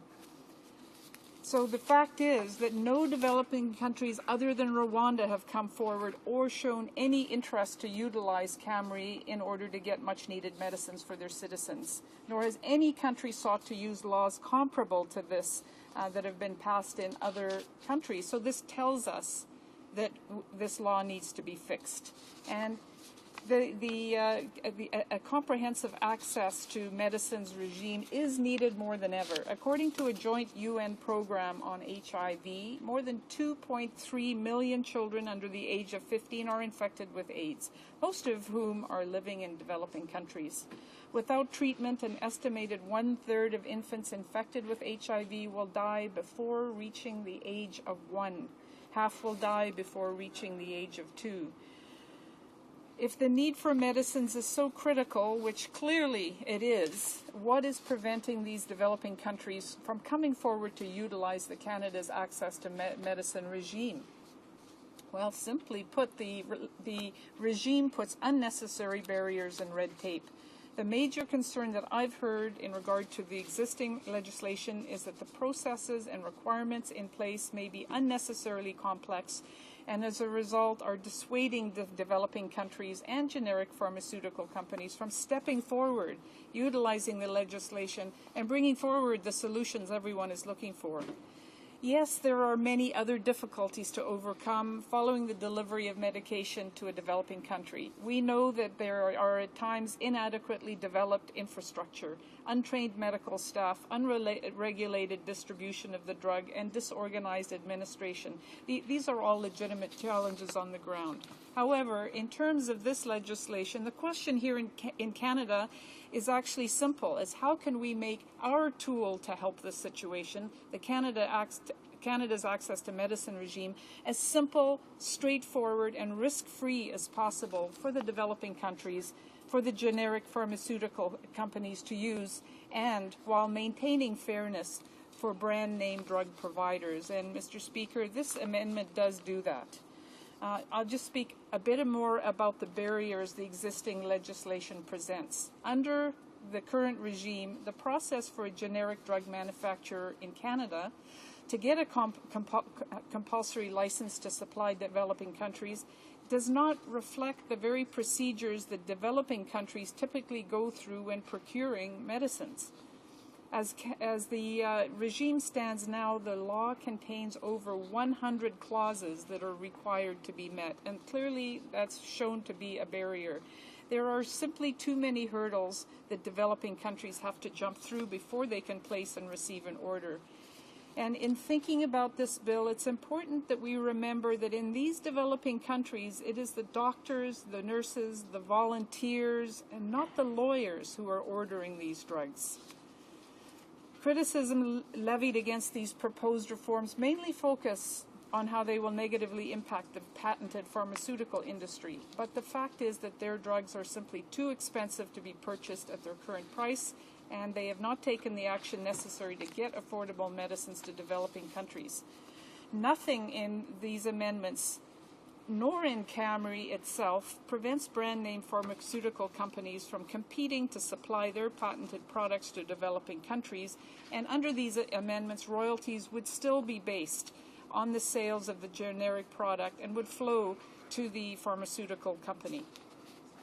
So what's being proposed in Bill C-393? Mr. Speaker, I'm going to take a moment to read into the record parts of a letter I received from a group in my riding of Vancouver Quadra. It's from the UBC Medical Undergraduate Society, signed by Matthias Berg, the president. And he speaks about C-393 proposing a simplified one-license solution. This approach, widely recommended by multiple humanitarian organizations, including Médecins Sans Frontières, would cut through most of the red tape that prevents the regime from being used to its full potential. And he goes on to add, as concerned citizens and future physicians, we are asking you to please support this bill and help save the lives of millions of children and patients in the developing world. Mr. Speaker, a compulsory license will require that the generic manufacturer pay a royalty to the company that holds that patent, and royalties would still be based on the sales of the generic product to the developing country, as in the existing CAMRA formula. If this legislation is reformed, Canada's largest generic pharmaceutical company has committed publicly that it will make a desperately needed 3-in-1 AIDS drug that is suited for children in developing countries, and that's what this is all about. As we know, very few children in these countries have access to medicines to combat HIV, and they suffer unnecessarily. This is a human tragedy which we are trying to address. By streamlining the access to medicines regime, we would not create any additional costs to Canadian taxpayers. In fact, it requires the government to spend no additional funds. Nobody claims that the Canada's Access to Medicine regime, either in its existing form or in an amended version, would provide a complete solution. Barriers to accessing medicines in the developing world will continue. However, Canadians right across the country want to be able to say that we are doing our part to help fight sickness and poverty around the world. It's part of our humanness to want to help. This is a policy tool, this amended legislation is a policy tool that has the potential to put into action the desire of Canadians to help those less fortunate and help facilitate developing countries to gain access to affordable and timely treatment. For both compassionate and pragmatic reasons, this bill deserves Parliament's support, and I hope the members will provide it. Thank you. Resuming debate, the honourable member for Elmwood Transcona. Well, thank you, Mr. Speaker, and I want at the beginning to commend the previous speaker for what I thought was an excellent, absolutely excellent speech on the bill at hand. I thought I'd heard another speech, though, from one of her colleagues that, in fact, was quite a bit different. In fact, her colleague was indicating that he was not going to be supporting the bill. That's the way I heard it anyway, but I'm very pleased that not only did the member make an excellent speech, but she dealt square on with the whole issue at hand. She outlined how this legislation originally was to be a legacy to John Chrétien, and it's basically been 5 years now that we have had legislation that was passed unanimously May of 2004. It was humanitarian in goal. It was nonpartisan. It was supported by all members of the House, and yet in 5 years, all we had to show for this is one shipment of an AIDS drug by one company to one country after half a decade. That is unbelievable. It reminds me of the great intentions of the United States government to deal with Hurricane Katrina, and they had a whole plan, supposedly had a whole plan in place here, and at the end of the day, we saw that a disaster that was actually compounded by the efforts of the government to help solve the disaster. When we had I believe, among many other things, we had trailers that people were living in that are actually turned out to be toxic, and it was just a total disaster. And that, in a case where you had a country that with huge resources and supposedly a plan, here we have a lack of resources, but at least we had the intention to do something good for people who are suffering. And the members have brought out statistics on how quickly people are dying in Africa as a result of disease. So the question is how this could have gone so wrong in such short period of time, and what are we going to do as a group, as a collective, to try to solve this issue. And we're not going to solve it, we're not going to make progress when we have speakers basically defending the big pharma, defending the drug companies, defending the patent system, and basically say, well, we can't get involved in this because it would offend a drug company that has a plant in my riding, and the drugs that it's producing are not available yet for generic companies to produce. So we're going to have to vote against that because we're concerned about, the drug companies' jobs in my riding. And sadly, that's what this may turn out to be at the end of the day, and that's really a sad commentary on the whole country in some ways.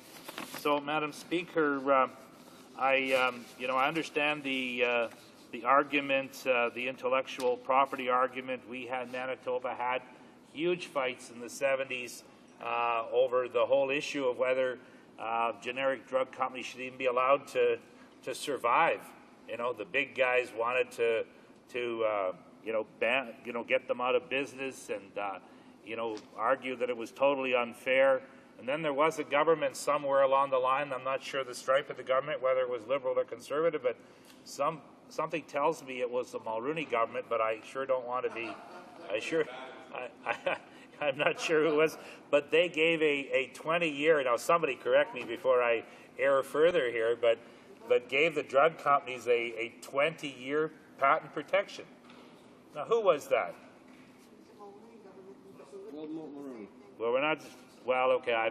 I'm getting 3 from Mulrooney and a couple that weren't so sure. But nevertheless, I do remember that argument at the time, and there was a lot of reaction to it in Manitoba because we don't have a lot of big pharma out there, but we do have generic companies who are trying to produce drugs at a reasonable cost, and they're the people that would be stepping to the plate to help in a situation like this. We have other really good examples of Bill Gates, and I don't know how many people know Warren Buffett. He owns half the companies in the country. Everything from 10% part of Gillette and 10% I think it is of Coca-Cola and Dairy Queen and Fruit of the Loom and on and on and on. But Warren Buffett last year, rather than and he is worth the second richest man in the world is worth around $50 billion or close to it, slightly less than Bill Gates. Rather than doing what some single billionaires do, this multi-billionaire decided that he was even quoted saying his kids didn't need this kind of money, and he was going to not give the $40 billion himself. He's actually going to give it to Bill and Melinda Gates, to their trust, which they put in equal amount, I believe, so that they could give out the money on his behalf. And the desire of both Gates and Buffett is to send the money to Africa, to use it in Africa for AIDS, for the AIDS cause. And just so you know that Warren Buffett is a man who lives in Omaha, and I had the good fortune to drive through Omaha on the way to Legislators Conference in August. So we decided to stop by and find Warren Buffett's house, and people in Omaha know where he is. They see him around. He even hands out candies to kids at Halloween. And as a matter of fact, his house was not hard to find. It has no number on it, but I did go up to the door and knock on the door, but he didn't happen to be home. But my point is that you have people like that. You have people like Warren Buffett, fairly selfless individual. I'm certainly in business. He took his knocks over the years, and I could tell you spend hours talking to you about the things that Warren Buffett has done in business. But this man has taken his money, and he has recognized that he's not going to live forever, and he has given it to the Bill Gates Foundation to use in Africa. So, I'm not saying we have to go to the Bill and Melinda Gates Foundation for a donation here, but, certainly it's something that may have to be considered. Another idea that's come up, and I don't know how practical it is, but articles have been written on it, is that in Afghanistan, the British are in charge of that sector of trying to eradicate the poppy, and they're going around and among other things, rather than trying to spray it and kill it, they're trying to put in other crops. But the reality is that some people have suggested that why don't we simply take the existing, the poppy, the opium crop, and use it for, use it in areas of the world that need the drug as painkillers. And certainly in Africa, there's a lot of people that by far the majority, who are not used to the same sort of medical treatment that we are. Then when we go in to the hospital for a procedure, we are given good pain medication, and here we have people in Africa that just don't have even the basics. And wouldn't we in a way be killing two birds with one stone if we could somehow take that crop that's we're going to poison and spray and tear out of the ground and actually harvest it and use it for good in Africa? But like I said, there may be some problems associated with that idea. But nevertheless, we have to find ways to solve these problems here. This is a wonderful idea. The member of our caucus is tireless in her efforts, not only in this in this area, but in everything she does. I've known her for, actually sat with her in the legislature for 20 years back now, and we need to get something done about this. We need to straighten out this problem. I'll stop the member there. We'll go to the member for Burlington. I'll just remind him he'll only have about 8 or 9 minutes of his slot before we'll have to put the question. And Mr. The member for Thank you Burlington. very much. And if you give me a notice that I've got a minute left, I'll wrap it up. Okay, I appreciate that.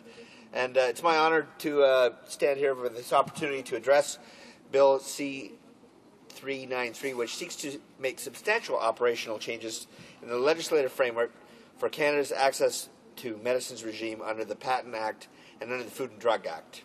While I, and I'm sure other honourable members in this House, are committed to improving the access to medicines in the developing world via Canada's access to medicines regime and other initiatives, I have some strong reservations about Bill C-93 and its proposed revisions. Let me begin, however, today with some background on Canada's access to medicines regime. The stated purpose of the regime is to increase access to lower-cost, Canadian-made generic versions of patented pharmaceutical products needed to address public health problems in developing and least developed countries. The development of Canada's access to medicines regime was a landmark event, as there were no other, Mr. Speaker, international precedents at the time. Thus, in crafting the regime, the government focused on 3 important objectives. Firstly, to increase access to patent drugs and medical devices in the developing world. Secondly, to continue to respect Canada's international trade obligations. And third, to maintain the integrity of our domestic patent system for pharmaceuticals. In 2004, the then Liberal government introduced legislation to establish the regime by amending the Patent Act and the Food and Drugs Act. Shortly thereafter, Bill C-9 received royal assent, with unanimous support of all parties on both sides of the House and the Senate. I will now turn to discussing some of the problematic elements of Bill C-393 that proposes to alter the scope of eligible drugs for export under the regime and the health and safety review that these pharmaceutical products go under. First, I am concerned that Bill C-393 seeks to eliminate the list of pre-approved products for export in Canada's access to medicines regime. While some critics of the regime allege that the list makes Canada's, I'm going to shorten this, Mr. Speaker, to CAMR, too rigid and inflexible, it does serve an important and practical purpose. Specifically, the list of pre-approved products for export minimizes the discretionary elements of the regime and, as a result, expedites the decision-making process. It also provides prospective users with the assurance that, assuming all other statutory requirements are met, an application for authorization under the regime will be used by the Commissioner of Patents. Second, I am concerned about the proposed changes in the drug review process of Bill C-393. If passed, these changes would significantly alter the level of domestic oversight regarding the safety and quality of the products exported under the CAMR. This is because Bill C-393 suggests, among other things, to make the existing mandatory Health Canada review optional. Further, it suggests allowing the export of eligible products under the Canada's Access to Medicines regime to be made on the basis of a review by a foreign regulatory authority. Honourable members, such an abeyance of Health Canada's review would not be permitted for drugs and medical devices destined for the Canadian market. In addition, during the statutory review of the regime in 2007, developing countries and generic drug manufacturers expressed strong approval of the very drug review the Bill C-393 seeks to remove. These potential users of the CAMR went on record as stating that Health Canada's review was a useful mechanism for ensuring that products sent to the developing world under this system were safe and of high quality.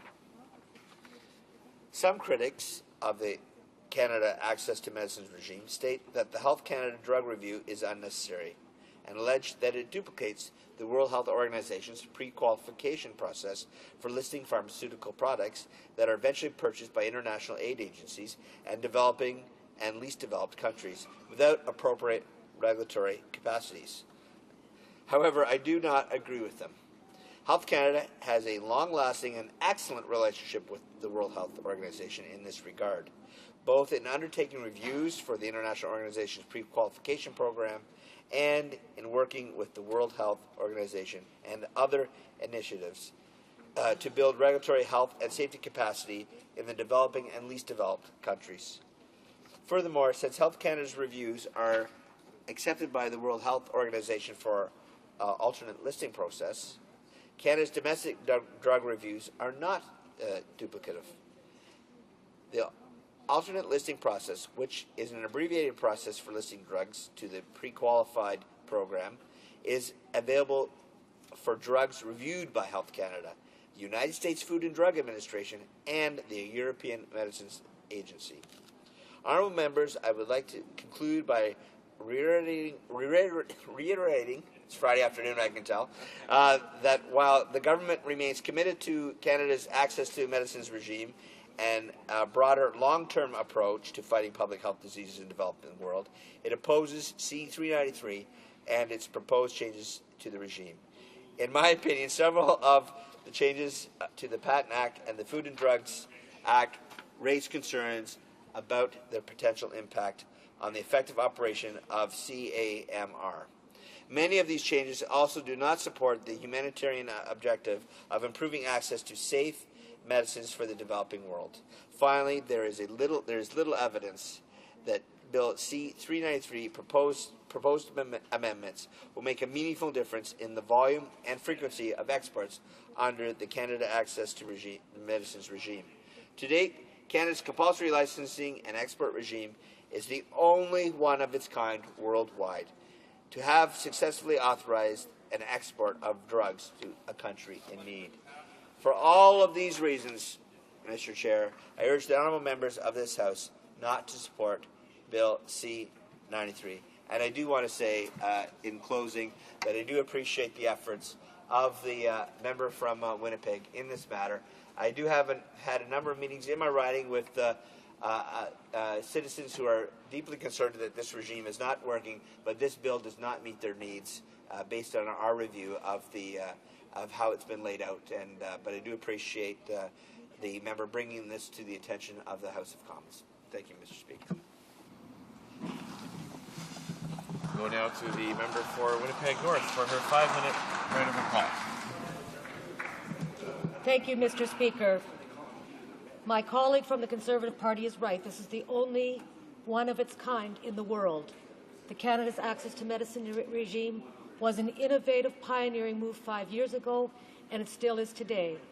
But it is not working, and it needs to be overhauled. It needs to be fixed. We need to keep our commitment to the world to ensure drugs get to people who need them in developing nations. Mr. Speaker, for all of the arguments we've heard in opposition today and in the past, there are strong rebuts. There are all kinds of arguments that have been made in the Senate and in this place. And I'm here to urge members to let this bill go to committee so that we can actually spend the time rebutting those arguments or hearing concerns and making any necessary amendments. I'm not here saying this bill is perfect. I'm here to say it's absolutely essential. We cannot miss this opportunity. We owe it to too many people here in this country and around the world to fail at this point. Mr. Speaker, 2 years ago we had an opportunity to fix Kmart, and we didn't. We failed at that point. We dare not fail today. We dare not let the world be disappointed by our inaction because we didn't have the courage to at least hear the arguments at committee and make the case and be able to improve this legislation. We owe it to those who need our medications. We owe it to those whose lives have to be saved. Mr. Speaker, I owe so much to the grandmothers across this nation for the work they have done on this issue, and I want to acknowledge their work. I want to thank Sharon Swanson, who is with us today from the Lanark County Grannies. I want to thank from the Ottawa group, Peggy Edwards and Kathleen Wallace-Deering and Gillian Sandeman and Elizabeth Rennie and Andrea Beale and Marilyn pools. And I want to thank from Winnipeg, the Grands and More Winnipeg group, especially Linda Watson and Enid Butler and Charlotte Caron and Barb Fletcher and Shelley Coombs and Nancy Causeway and Jean Sorko and Jean Altmeyer and many others. And finally, Mr. Speaker, I want to say that we are doing this for people who need our support. And I want to quote, in the last minute I know that I have yet, from Stephen Lewis, who is a pioneer in this area and who helped form Grandmothers for Grandmothers. And I want to quote from an article in the Globe and Mail of Saturday, October 22nd, 2005, when he said, the 40 million people affected worldwide, 26 million in Africa, the millions, mainly young women, without access to treatment because the world won't pay for it. His voice drops to a whisper, and they're all young women, and they're all in their 20s and 30s. You go into a hospice, 25 beds, 23 of them filled by women in their 20s. You can't get the drugs to them in time. You know they're going to die in a matter of months. And he goes on to say, he talks about the children. You go into a little community center for kids, and I remember this. You have a whole group of kids sitting in a little room. They look as though they're 4 or 5. They look as they're all stunted, and they're really 8, 9, and 10 years old, all HIV positive, and there are no drugs. And you know these kids are measuring their lives in minutes, and you just wonder, why is this? How long can it happen? How long does it have to go on incrementally? It's just so bad, so awful. Mr. Speaker, let us not fail these children, these women, the people in other parts of the world who need our help. Let this bill go to committee. At this point, Mr. Speaker, the bill is on Wednesday. We do not have enough support for it. We have all of the blocs and all of the NDP members are committed to supporting it. We only have a third of the Liberals. We have a handful of Conservatives. That is not enough to move this bill forward. We need each and every one of them to think about this and at least allow for a positive vote on Wednesday so we can study this matter further and ensure that this country stands up for its promise to the world and it's true to the commitment it has made to people everywhere. Thank you, Mr. Speaker.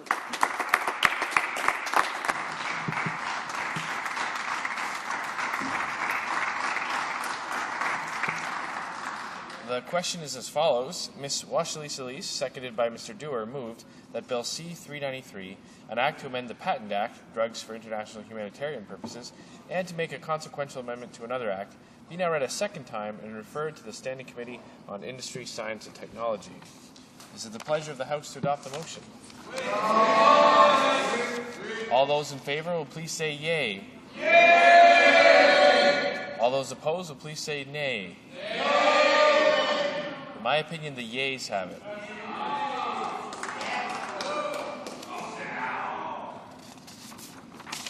Accordingly, this bill, pursuant to Standing Order 93, the division stands deferred until Wednesday, December 2nd, 2009, immediately before the time provided for private members' business.